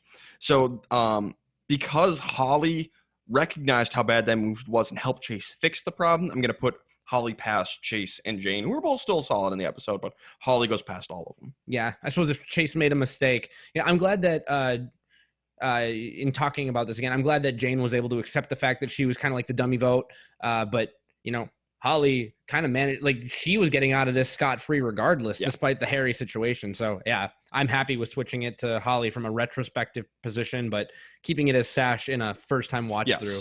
I just want to thank Derek because I feel like you just now evolved your podcasting the way I like that you give out like kind of like Josh does, like this is what past Derek thought, and it's not as far away. Here's what present Derek thinks, and you know what? I appreciate it. And Ryan was much more quick to recognize why I would have a very different perspective in real time when I'm writing down my best and worst. So look at us. Look at us. High five. High five. I'm so happy for you guys. And I do think that the first time watch perspective is very important here because I give it to Sash. I gave my best player to Sash because I also had that same perspective as Derek did. My first watch through, knowing what I know now and who he could probably beat in the end, he went with the wrong alliance. And so I would not be able to give it to him anymore retroactively. So I would also side with Ryan and go with Holly. For worst player, who do you have, Derek? I actually had Fabio because he was the only one who was really outside the vote. And I know he ended up staying, but it was because everyone deemed his threat level so low that there's no way he can win. So from a first-time viewer's perspective, and again, this is knowing me. I was spoiled. Yes. So I have to go between the lines to see this, right? No one thinks that Fabio can win the game. If I was watching the season for the first time, I would kind of think that he's pretty toothless right now at this point. And so I had Fabio. I think that's fair. So my bottom two are Dan and Fabio because they and Benry to a certain extent as well, but we can't give it to Benry because he was voted out. They did not seem to do much, if anything, to make Sash feel comfortable, and I strongly condemn that. It's terrible. So which between those two makes it worse? Fabio's playing dumb strategy at least saved him, so that's why I gave my worst player to Dan. It's fair enough. And the other thing about Benry is, he did something to try to make Sash feel comfortable by saying I'm happy to flip. Yeah. So even Benry, who gets voted out, so he's not eligible, I think wouldn't be deserving of worst player this episode. Correct. I agree. So Dan is mine and you had Fabio? Yep. Okay. Josh. Interesting. Mine was different than both of your guys's. It's Chase. And I think I would maybe stick with it. I went with Chase. Okay. Why promise someone reward? Why win reward? We've talked about that how many times. What is the value in that reward? There's just too much there that can go wrong. And a lot of it didn't really come to be an issue down the road, and they got lucky because of that. This could have been very bad for them. They could have ended up going whatever the places are now, like 7th, 6th, and 5th, or whatever, and it would end up being instead of being in the top 4. So I think that they got lucky, and it was a stupid move. Yo, you're 100% right. I think it was just the damage control by Holly and Chase and Jane fixed it. So that's why I couldn't give. I agree that Chase's move was horrendously bad, but he fixed it. It was like he made a bad move, but his reputation in the game thus far saved him. It's exactly like Fabio. His reputation in the game thus far saved him. So we had a lot of long-term factors at play that went into this vote. Episode 14, this is going to hurt, and boy, oh boy, am I excited for this one. Here we go. Chase and Fabio, they promise to take each other on their family visit. Where have we heard this before? Chase wins reward, and he takes Sash, of course. Should take Sash. Great move. Takes Holly and not Fabio. Now, it's not necessarily bad that he didn't take Fabio. It's the fact that he promised Fabio that he would. If he's just not done that, A, don't win the family visit. B, don't promise people you'll take them on the family visit and not take them. Just, oh, God. Here's what I recommend. Make all the promises you want about the family visit and who you'll take with, and then throw the challenge. And then throw the challenge. Yeah, tell your loved one to throw it too. Yep. Very important. I've told my dad this ahead of time. If he's ever my loved one on Survivor, we're throwing the challenge. I told my wife, we were watching this episode together. I'm like, Sarah, just so you know, we're throwing it. And she's like, oh, you don't have to worry about me. I was like, this is why I love you. I don't know who would come with because I still kind of want to take Ryan. It would be so bad. Oh, this is so bad, dude. This is just terrible. Fabio, Jane, and Dan are livid. It's awful. It's so bad. Chase, dumber than a bag of hammers. A quote that will come up in Final Tribal. Fabio is going next. He wins immunity and saves himself. So that's not going to happen now. This will become very repetitive here in a little bit. Control C, Control V. All right. So the plan is now to take out Jane. She's the biggest threat in the game, probably, save maybe Holly. It's a toss-up between those two. But Jane is kind of perceived to be the biggest threat at this point. So everybody wants Jane out except Chase. But Chase kind of realizes, oh, I can't save her. Everyone else is coming for her. I can't do anything. Which, good for Chase. So Jane, she goes to talk to her alliance and is like, all right, so what's the plan? And they all just kind of stand there awkwardly. There are very few moments in Survivor history where they'll drop away the silly background music and just let a moment stand on its own. And this is I've already said this entire season is a meme, but this is like a meme within a meme because they just stand there and they let it simmer. They let it sit. There's a scene in Scooby-Doo where Shaggy cuts a donut out of the fog and eats it. That is how thick the tension was. That silence was so incredibly loud, and they held it. As long as I'm talking about it, they held it for longer than this, and nobody said a word. And Jane's face, the color slowly shifts to Popeye red, and it is a masterpiece of entertainment. I feel badly for Jane, but I didn't feel badly for my entertainment. Well, and so avoidable, too. Just say something. It's Dan. Yeah, Dan, I guess. That's all you got to say. It's Dan. That's it. And everything would have been avoided. Because Jane is so pissed about this, she's going to dump all their water out on the fire. Because she started the fire, she's putting it out. I started the fire. I'm the last woman putting it out. We're going to see this again with, Shatia. Don't tell people they're going home. You never know who's going to react poorly. I think it's funny. Just a few episodes ago, you had mentioned we've got Hurricane. it might have been Nyanka or whatever, but this is Hurricane Jane, and this is category 5. Jane. Tribal Council. Jane calls out her entire alliance. And she's like, I'm going home tonight. They're going to knock me out. And the majority even admits that Jane is going. And Chase is a moron who's like, oh, yeah, there's an alliance between me, Holly, and Sash. And Jeff goes, oh, Sash, Holly, is that true? Is there an alliance? And they are like deer in headlights. Like, Chase, what have you done? I can't believe you've done this. But eventually they have no choice. They have to admit it. I guess. And by the way, they proceed to do a rundown of what is going to happen at the next 2 tribals. Assuming all goes according to plan, old Keith Nail stick to the plan. This is what's going to happen. Jane, Fabio, Dan. And now this is where Derek is left with a question mark, and Ryan will hopefully have some answers for me. Jeff calls it right out. There are 3 of you on the bottom right now and 3 people in a majority, 2 of whom have idols. Holly does not. Why does Jane, Fabio, and Dan not come together to at least throw some votes on Holly, maybe force rocks, because it's pretty hopeless otherwise? Okay, there's 2 answers to your question. There's logical gameplay and then the big question mark. Yes. So we'll get to both of them. But yes, Jane suggests Dan, Fabio, let's all vote for Holly. Because Chase and Sash both have idols, and tonight is the last night they can play them. So there's a flaw in the logic of the gameplay. Let's say we have a 3-3 tie. 3 votes Jane, 3 votes Holly. All right. 2 votes Jane, 2 votes Holly. Now we're going to rocks. Well, Holly and Jane are now safe, but so is Fabio, because he's won immunity, and so is Chase and Sash, because they played idols. So Dan goes home automatically. So there's no reason Dan and Fabio should do this, because it'll just result in Dan going home.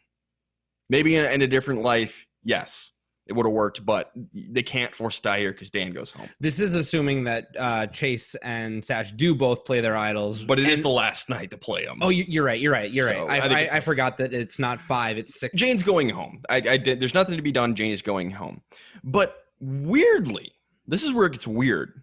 It's going to be not 1 vote for Holly. It's going to be 5 votes for Jane, 1 vote for Sash.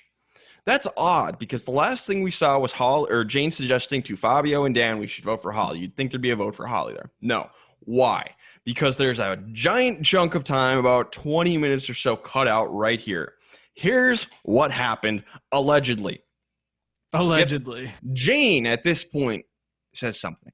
She tells everyone that a few days prior, I'm not exactly sure when, Sash pulled her aside in the jungle and said, hey, when you get voted out, if you help influence the jury to vote for me, I will pay off your mortgage. When Survivor started, there were 2 rules. Number 1, no physical violence unless allowed in a challenge. Number 2, you cannot conspire to split the prize money. So this allegation could disqualify Sash and Jane from the game if they conspired to split the prize money. So this is what Jane alleges happened. Sash conspired to pay off her mortgage to help her direct votes to him. Big no-no. So we have a 20-minute conversation about this where Sash denies it repeatedly, says it didn't happen. Well, of course he would, because he gets kicked out of the game if he admits to it. Maybe he did, maybe he didn't. But this is what Jane says happened. Already in this season, we've had 2 quits. The Survivor community will be in an uproar about this already. So there's a couple of, this is where we get into the rumors, where we don't exactly know what happened. What we do know is that, hey, it's kind of a he said, she said kind of thing. We don't have this on camera. We don't really have the proof. We can't really kick Sash out of the game. Some people have suggested that, like, since we already had the double quit, we're like, we just got to leave Sash in the game. And then they later told the jury, don't vote for Sash. You're not allowed to vote for Sash. That one's not as believed as it used to be. I think Sash's name was still on the table to vote for, but because he was cheating, if this is true, nobody wanted to vote for him anyway. So people were really pissed that Sash seemed to have been trying to cheat his way to the end, actually breaking the rules of Survivor. So this is what is known as Mortgagegate in the Survivor community. Sash allegedly tried to pay off Jane. Do we have this 100% proof? No. Is there a whole paragraph or 2 about this on the Survivor Wiki, which is canon? Yes. That is why Sash cannot win this game. This is so fascinating because, again, listeners, I'm not allowed to research any of this. I like to read. I like to know. I like to memorize, but I try to stay clean for you guys. I'm learning about this in real time. My first question is, what would Jane have to gain by lying about this? Yes. I think that this kind of would only tarnish her if it was a lie. And so I don't know why she would do it if it was not true. But this is all a big allegedly. Maybe I get despite it. Sash? Yeah, I get it. Well, I do know, like, the possibility of, him getting kicked off and her staying. Like, maybe they say, hey, no vote tonight, Sash, you're out of the game. I don't know what her intention is. And I mean, it still is an allegedly. Like, there's an allegation that this conversation happened. I don't know how there were no cameras around for it, but, it is what it is. That makes me doubt it just right off the bat. It's reality TV. How is it not captured on camera? The other thing would be that I would assume that this did happen. Like, you had multiple counts of this conversation at Tribal happening where Jane brought it up, right, Ryan? Or Yep. is that also alleged? This happened at Tribal Council. This is Okay. all but confirmed. They were told the jury was told not to talk about it or bring it up again for the rest of the season. Like, we're just not going to talk about this because they knew, like, this is not going in the show. So Gotcha. they don't bring it up again. Yeah, and I'm not surprised then, especially since they had no proof. So I don't know. I don't know who I would side with in this situation, but it is interesting that it confirmed it did come up. But I guess my take is I'd be surprised if the conversation did happen. I wouldn't put it past Jane to just kind of toss something out there as a last-ditch effort. I don't know. When I was originally watching this season, I wasn't the biggest Jane fan. Now I don't want to say that she's just lying about this, but it's really the cameras that throws me off and puts doubt in my mind. We have what we have to go off of. It's an interesting tidbit, but can't really use that for much more analysis other than the final vote tally. More of an answer of why Sash is going to get 0 votes. Yeah. Yep. And I feel like he probably would have gotten 0 votes either way, with or without Jane's comments, because at this time, it sounds like it's still just an allegation from the people who are on the jury viewing this happen. So I would hope that there wasn't, like, their decision-making didn't take this into account. I think it probably did. but who knows? Especially with this cast. It's a social experiment. So, yeah. And here's the thing: is Sash's personality and his gameplay doesn't convince anyone that it wouldn't have happened. So I don't know what's right, but this is what we know and what we can guess at. There's your Sash background right there. One of the biggest controversies in Survivor, Mortgagegate. And we'll never know. We'll never know. Unless Jeff Probst decides to write an autobiography when it's all said and done, which would be pretty cool. Entitled Mortgagegate. Mortgagegate. Yeah, it's a 3-part miniseries on HBO. So for best player, I had Fabio. He won immunity. He helped take out Jane. I agree with Fabio. I had Fabio. Worst player, I had Chase because he won the family visit. He went back on his promise to Fabio. He told Jane she was going home, and he did really bad at Tribal Council. Yep, it's Chase. Back-to-back for me on Chase with basically the exact same reasoning for both of them. All right, finale time. The finale's titled, What About Me? Sash wants to protect himself from a potential Fabio immunity run, which is going to turn out to be true. So he makes the final 3 deal with Fabio. So now he's got one with pretty much everybody. Fabio, which, I mean, we've said that this isn't the worst thing to do. It's Sash's lack of charisma. The way he does it. I want to talk about, we saw a winner recently who basically won by giving their reasoning on how everyone was going to take them to the end. So their path to the end was mapped out like 20 different ways. The season 42 winner. Yep. That's how they did it. One thing you need to ask yourself is not about just getting to the end. If everyone is willing to bring you to the end, is it because you have them hoodwinked so well that you'll beat them all? Or is it because you are now officially goated? Yep. And in Sash's case, I'm thinking he's being goated and he doesn't realize it. So it's not always good to have everything shored up. You need to stick your neck out if you're Sash to try and win the game.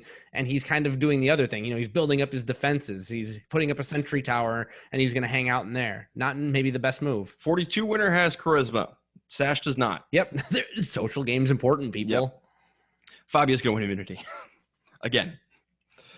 So Fabio and Dan, they try and convince Sash to flip on Holly, which I think is the right move. I think, Fabio is presented as the biggest threat left in the game. I disagree with the edit. I think it's Holly. I think Holly beats Fabio at the end.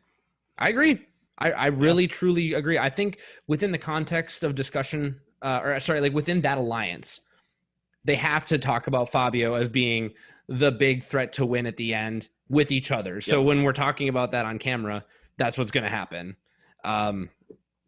But if everyone was able to really step aside and assess the game, Holly's the biggest threat to win because she's not burning bridges. She's like a mom to everyone, and she's playing a very good game. And she's been in some really weird spots and has managed to come out of all of them. So what should happen tonight is they vote out Holly. It's not going to happen. Chase and Sash refuse. Fabio realizes it's a lost cause, so he's going to join in on the vote for Dan. 4 votes for Dan, 1 vote for Chase. I can't believe Dan goes out at 5. Dan should be in the end. He should be a 0 or 1 vote finalist. Yep. Instead, he's out at 5. Who could have predicted that one? This is not inside baseball or anything, but you have to wonder if Holly, Sash, and Chase, if any of us goes out before Final 4, you will not be receiving my vote, which, I wish that we would get that more. Like, hold your jury vote hostage until you get voted out. You don't necessarily have to abide by it, but absolutely use it. It's something you can hold over someone's head. And maybe they're all seeing like, oh, darn, I'm not really sure how these votes are going to shake out. We need each other's support, at least until we can't do it anymore. So maybe that's why they refuse to take out Holly. Chase can no longer win the game. It's Holly, then Fabio, and then it's a final 3, so either Chase or Sash can win. Chase is close, but he can't do it. He's apparently very close. Very close. There's, it's too late in the game, I guess, probably to make a big enough move to swing anyone. Dan has some amazing final words on his way out. His final confessional, he's like, Chase, I hate you. Holly, I hate you. You should have your hands cut off. Sash, I really hate you. Hilarious. This is the first sign of a bitter jury. Love Dan. Dan's great. And we have been getting little snippets from the jury. The Survivor has taken to, letting the jury whisper things to each other now, whereas they used to be stoic little gargoyles sitting on their benches.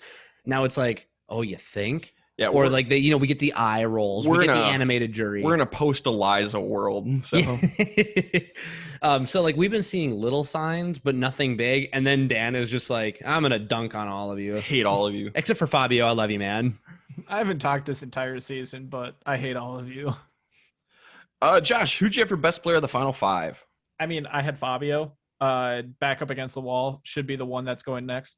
Wins immunity. And then gets...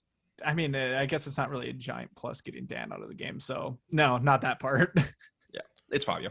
I had Fabio, but I do want to say props on Holly because they had every reason to take her out, and they don't. So whatever deal she had worked out with Chase and Sash, it was against their best interest to bring her forward another vote, and they chose to. So, honorable mention. We don't see why she did it, so I don't have enough. So it's still Fabio, but I just wanted to make it known. That was going to be my one big note is that we didn't see it. And it was really frustrating just from an edit perspective. Why didn't they show the reason for Holly sticking around just because it didn't make sense? How about worst player? Past Josh gave none. That's wrong. And I would think that that's wrong. I had Chase for wanting to keep Holly in the game for strictly emotional reasons. Because we get a confessional saying, like, yeah, Holly's a bigger threat than Dan, but I don't think I can vote her out. I want to go back to the beginning of the episode when I talked about the reason that you have an in with everybody into the final 3 is because you're being goated. And I think this was where I felt like Sash could no longer win the game, or I started to have that thought, because at the end of last episode or whatever, when I thought that he might have a chance to win, or maybe it was 2 episodes ago now at this point, it's kind of shifted.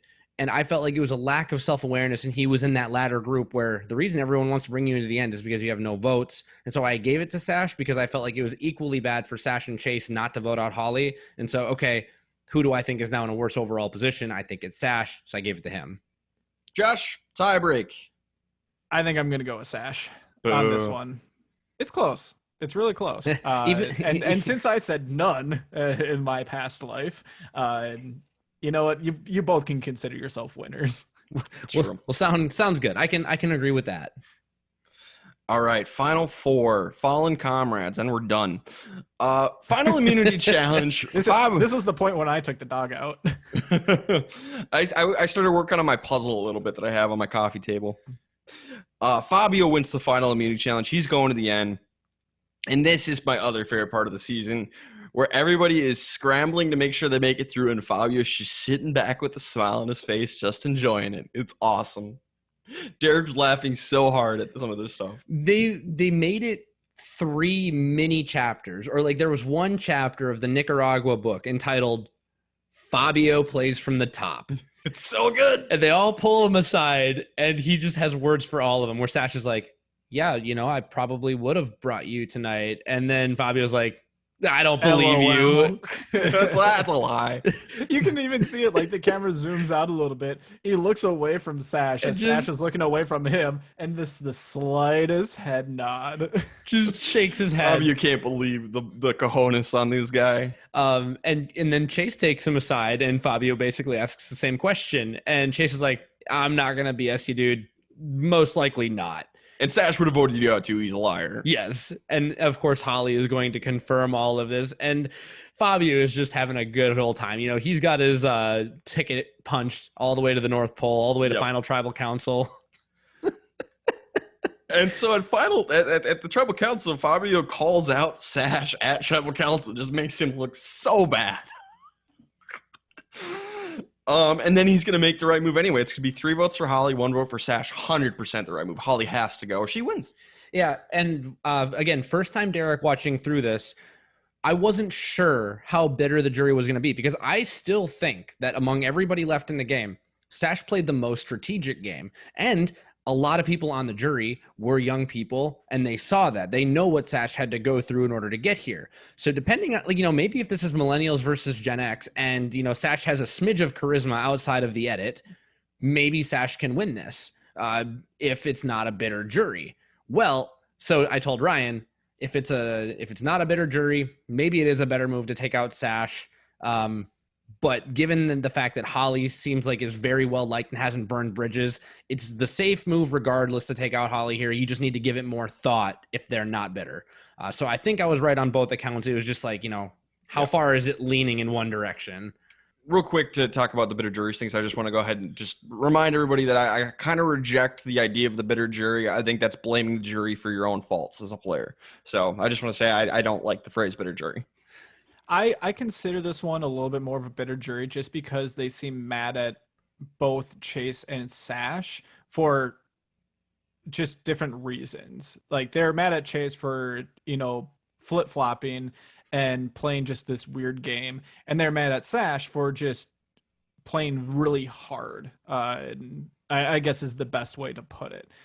So it's almost like they're defaulting just to Fabio because they liked him, and he didn't really seem to have a whole lot of strategy to it. So that's the only reason why I put this jury, because I do agree with you, Ryan, that I don't really like the label too much, but I think that this is one of the few cases where they do start leaning towards the bitter side a little bit more. And then just real quick before we move on, I did want to mention, just because we dismissed it and frowned against it before just moving to tribal council. We saw Sash talking to Fabio, basically lying to him and saying, yeah, I would have brought you. We have said that in the past where that is okay to do and that's good to do under certain circumstances.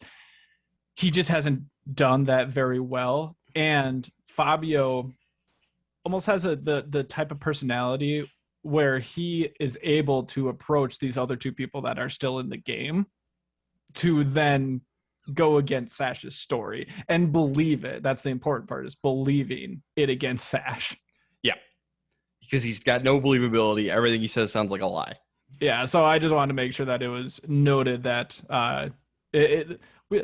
usually when we bring things up on the podcast, there's always it depends. Yeah, it depends. Yeah, you got to be better than Sash. The only thing else that I want to talk about this final tribal council, but it goes back to these interactions between Sash and Fabio. Fabio confirms right after there's a commercial break after this part. At the first tribal, or the first confessional back at camp, he's like, I wanted to be a little bit performative for the jury. I wanted to show them that I knew what was going on, because everyone has been kind of accusing me of not being in on everything and not having a clear understanding, which I believe at times has been true. But I do think that his reputation has been one that would not lend itself to his aid in understanding what's going on in the game. So by sitting there and basically saying, like, Sash, did you lie to me? Of course you did. Chase, why don't you tell him what you told me? Holly, can you confirm? And so he gets to sit there, and I think that this might actually be the moment where Fabio wins the game. Sure. I know Holly has to go home, but Fabio still has to beat Chase, who, he's made a lot of dumb moves, but he's made a lot of dumb moves sort of by necessity when other people have forced him into stupid situations. As bad of as a Survivor player as Chase is at times, he could be so much worse, and he does have some chops. Yep. I think this just proves that Fabio, the one deficiency that people can poke in his game very easily is that he's stupid and aloof. He's saying, maybe, but not nearly as badly as you thought. Yeah, we haven't seen a whole lot of we haven't seen a whole lot of strategic moves from Fabio. This might be one of his only ones. Yep. And he chose the perfect time to do it. Puts on a little bit of a show. Josh, best player of the Final Four. For that reason, I'm going to go with Fabio, along with, winning immunity when he probably would be the one going home. Yep, it's Fabio. Yep, absolutely Fabio. Worst player? Take pity on past Josh, because once again, I said there was none. Incorrect. The correct answer is Sash, because he looked so bad in front of the jury. The right person went home, but there can still be a worse player of the episode. And I think past Josh was confusing that a little bit here. I know that Sash looked really dumb, but at this point I had felt like the damage to Sash's game had already been done. I still go with Sash, but I want to spend more time talking about the dishonorable mention of Chase.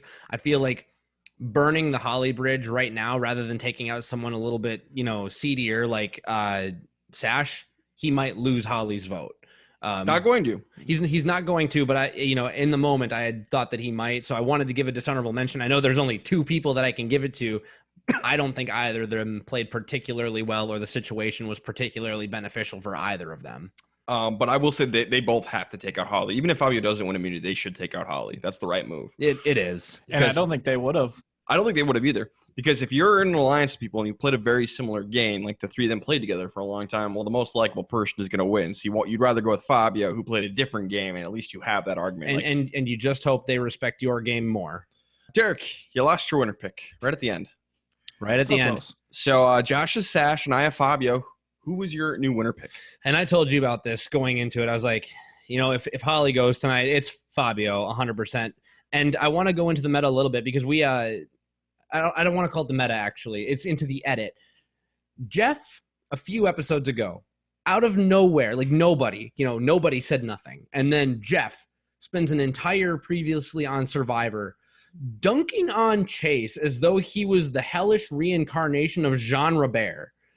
And he's just like, ouch. Chase is an idiot. Chase is a dumbass. Chase is an idiot. Chase is stupid. And this is another dumb thing that Chase did. And I'm like, Chase is dumber than a bag of hammers. Why? Like, Chase is not making all of the best moves, and he has burned a lot of bridges, but we have never spent an entire previously on Survivor dunking on one person like this. So immediately my thought was like, okay, why?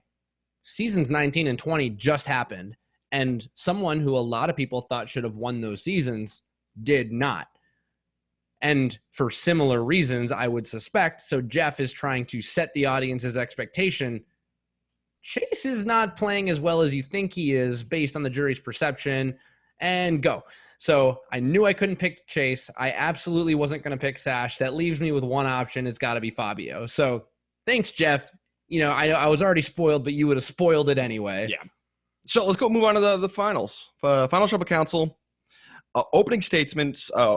Chase wants really hard questions, and he says he will always be honest. Okay.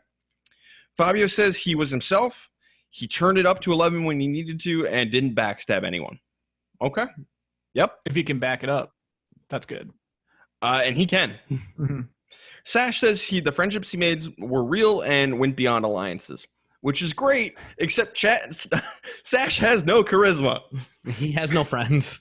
This was painful, and I don't think it was this bad the first time I watched it, but just knowing now, like, what the result ends up being, this just seems so, like, cookie cutter of what someone should say at Final Tribal. Just, I appreciate it. I hope we can all be friends afterwards. I'm going to own up to my game, but I'm still going to apologize at the same time so that we have a good relationship, yada, yada, yada.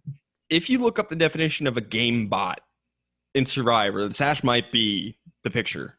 Game bot. He's a robot who plays the game. Emphasis on the bot part, yeah. Yep. Brenda criticizes Sash for making so many alliances, which Sash apologizes for it, but says it was strategic. Again, people have said this before, and we've phrased it. It's just Sash can't say it right. I was annoyed that he apologized to basically everyone. Like, leave that out, and maybe it would be a little bit more genuine, because you're not sorry. Then he criticizes Chase for turning on her, and Chase actually does great. He's like, no, I did not. This was not like an easy thing to do. I stuck my neck out for you. I tried to keep people were backing out, and it just couldn't be done. I could not save you. I felt like he had really good receipts. Yes. And obviously Brenda agreed. I certainly agreed. You need to be able to explain, like, yeah, the game didn't go the way I wanted it to in that moment. Here's why. That's not me being a bad player. That's other people having really good moments in the game. But this is why. And he did a really good job. And Sash decides to butt in and say, Chase, I just feel like you could have done more to save Brenda. And everyone's like, Sash, you could have played an idol on her. You can just shut up now. I can trouble you for a warm glass of shut the hell up. Yeah. Amazing. One of the best moments of Tribal Council. Marty is up, and he's like, Chase, you are going to give out the Dumber Than a Bag of Hammers award. You can give it to any of the 3 of you or anybody on the jury, but you can't give it to me, Marty. Marty's never voting for Chase in a million years. So Chase is like, that's a BS question because I think you're the only one who deserves it, Marty.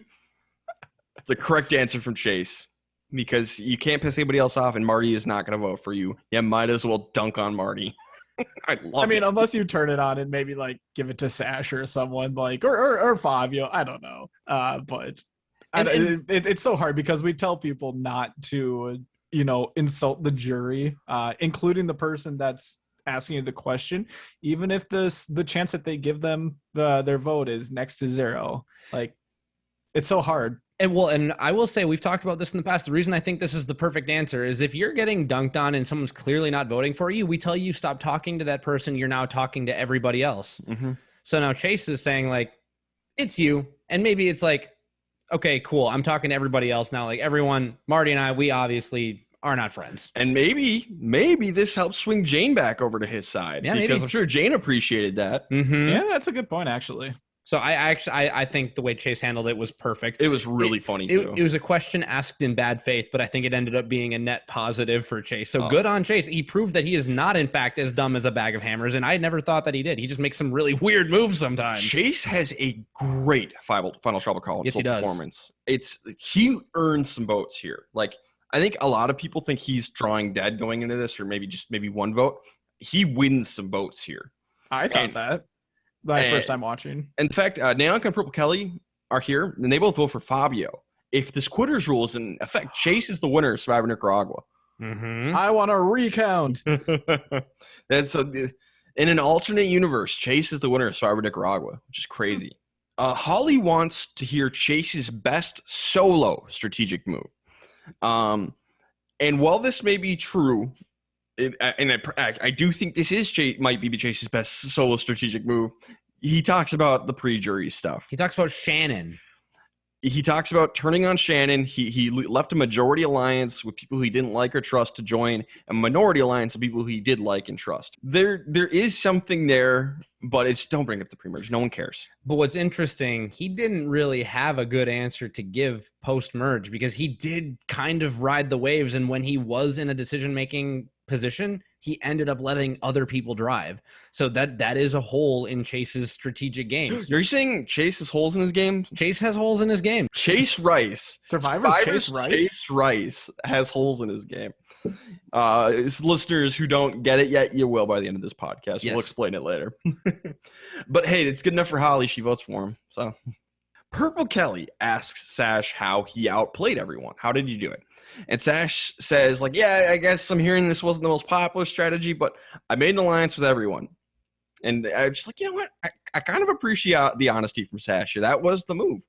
Honestly, well, the honesty part of it, yeah, good. I think that he could have ramped this up, like tenfold. I think that this was Sash's opportunity, along with one other time later. I think when Alina asked him a question, where that was his chance to really say why he was better than the other two, because he actually made more strategic moves and really put the other two just under because, they had so many other flaws in their game non-strategically. I think, and we have to remember, Final Tribal goes on longer than, what we see. I was flabbergasted that we didn't once hear from Sash that his two closest alliance members at that point in the game quit at the same time, leaving him as a lone wolf in the middle of a bunch of hungry people. Yeah, he needed to go more in depth and really talk through. This is the moment, explain everything. Make yourself sound good.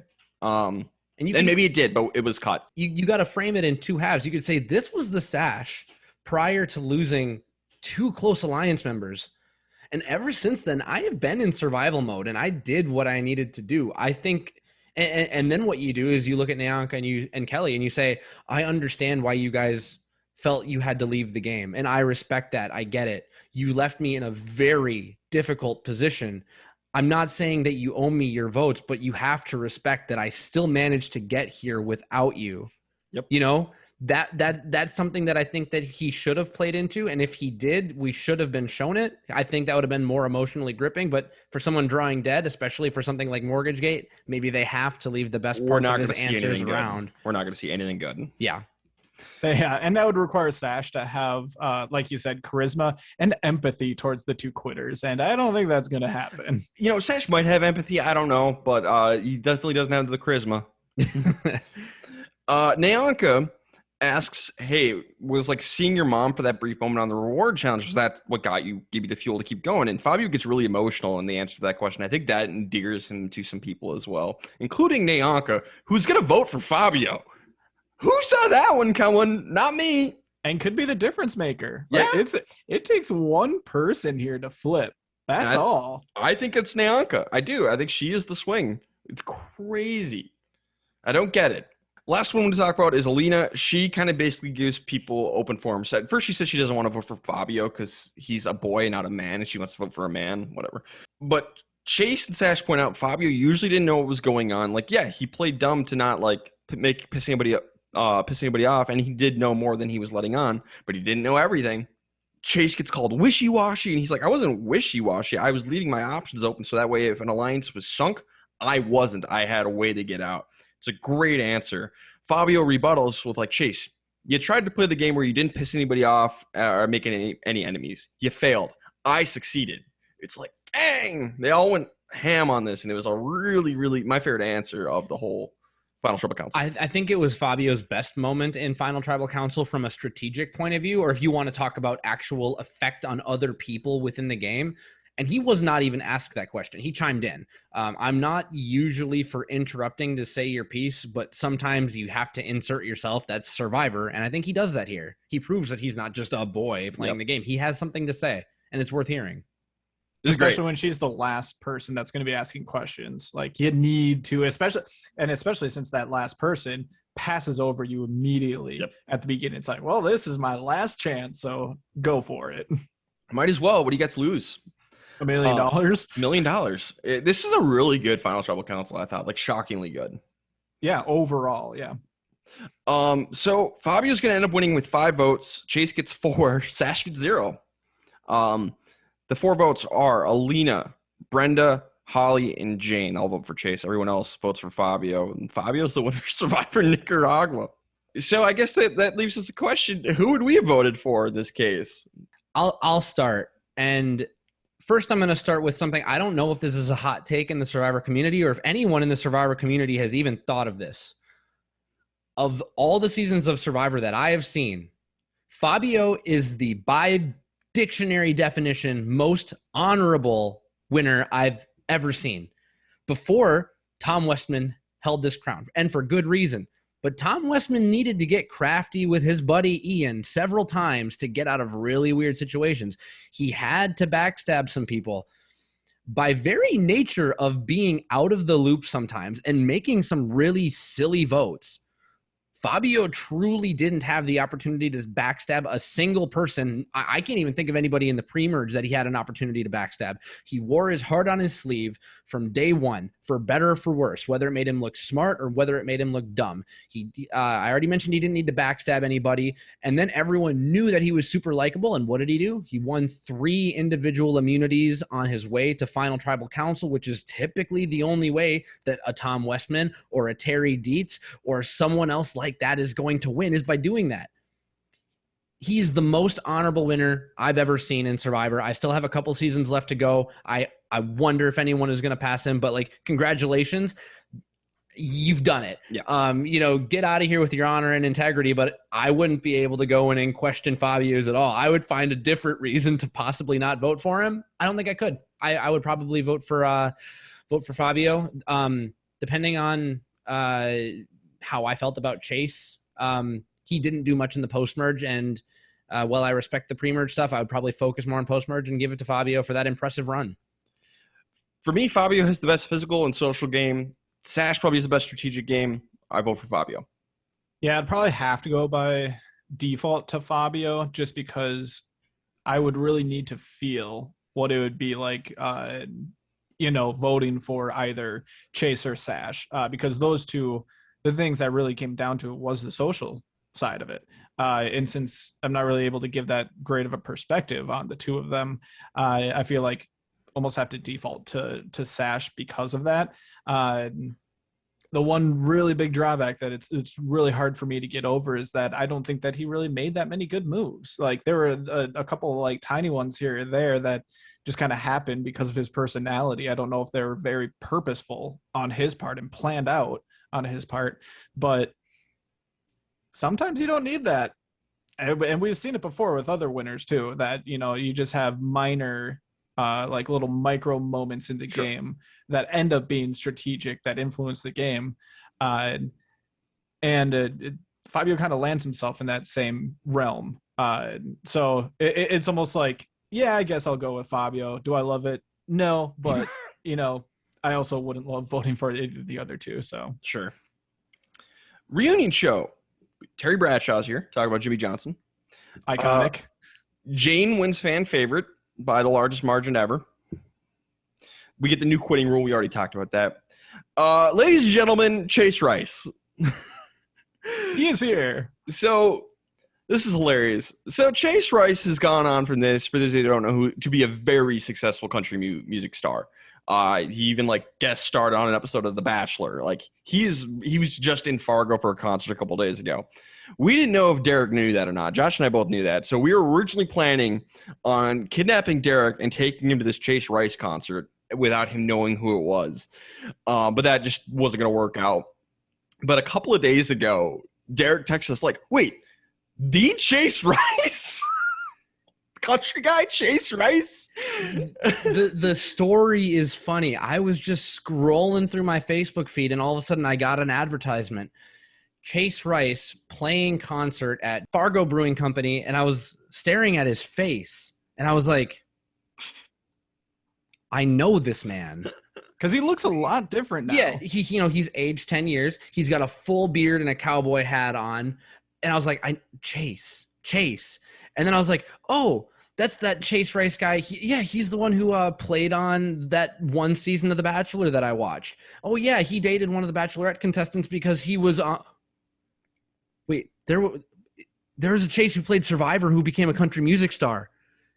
Who do I know on Survivor named Chase? Oh, I'm watching this right now.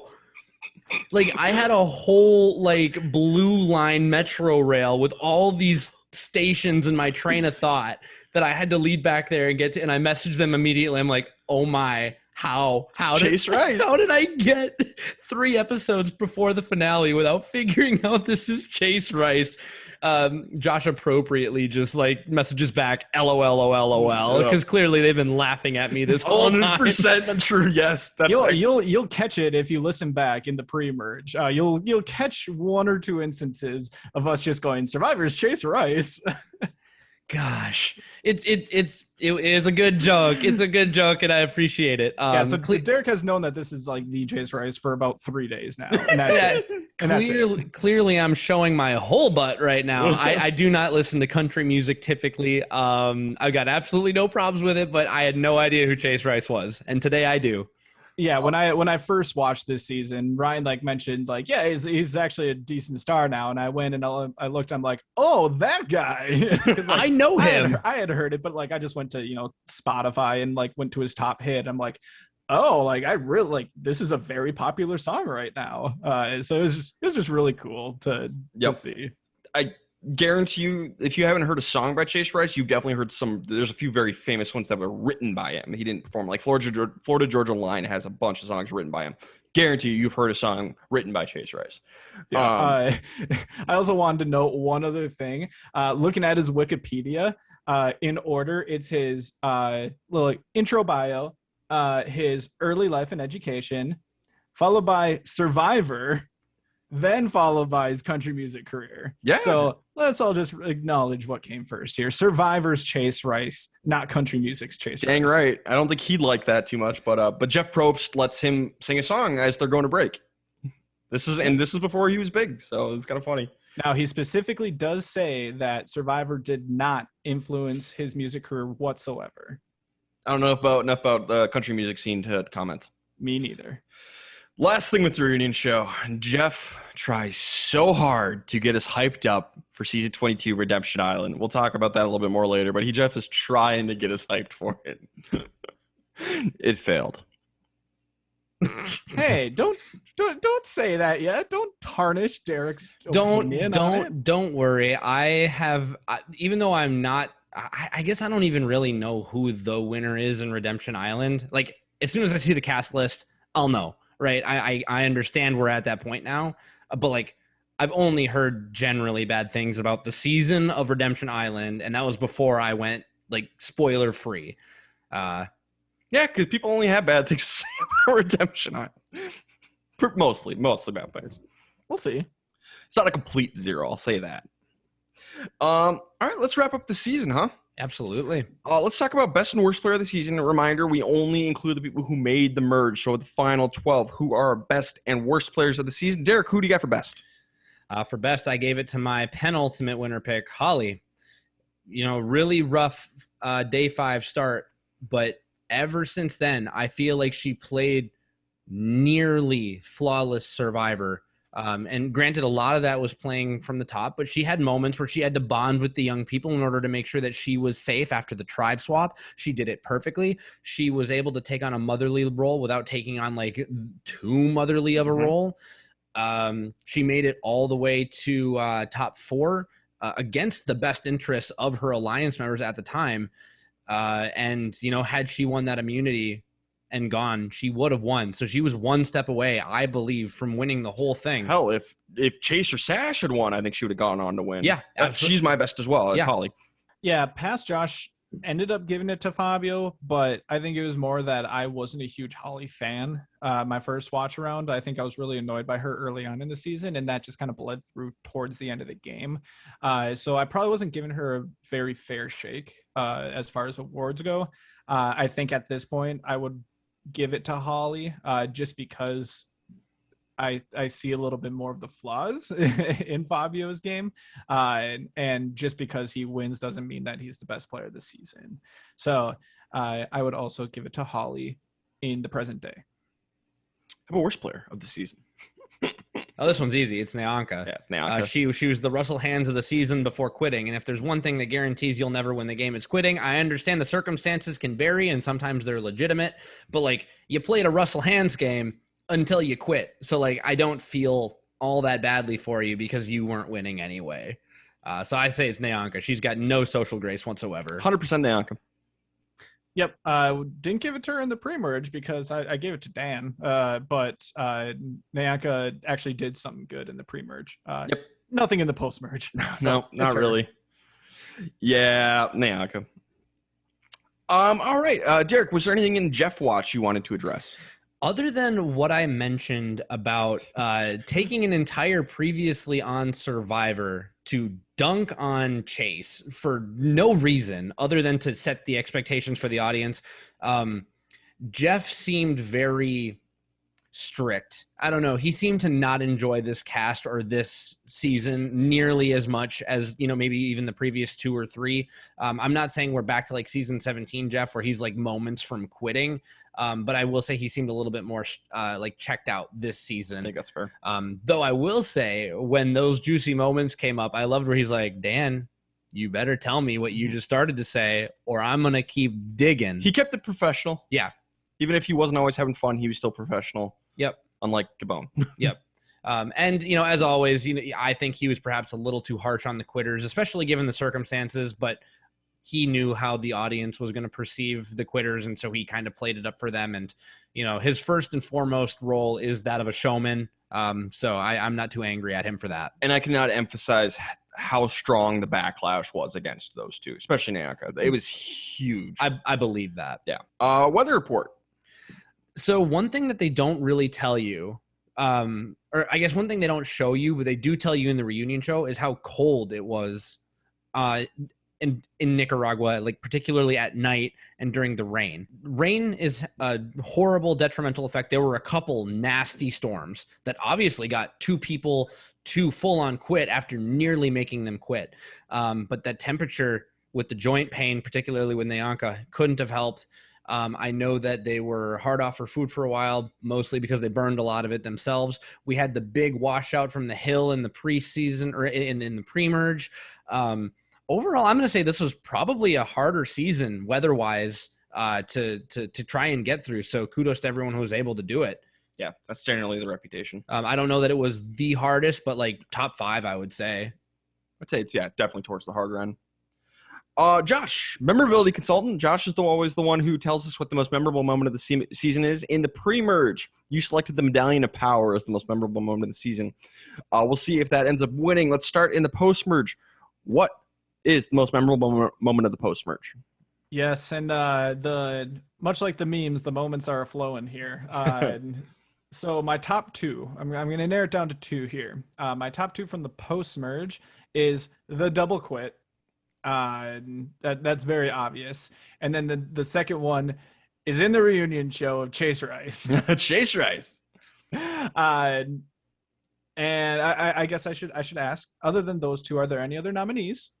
No, my pick's the double quit. Yeah.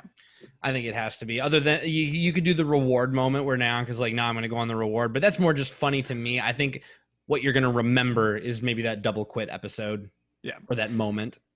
Yeah, I think that definitely makes it from the post merge. I love me some good Chase Rice, but that's almost just living on after Survivor rather than a moment in the season.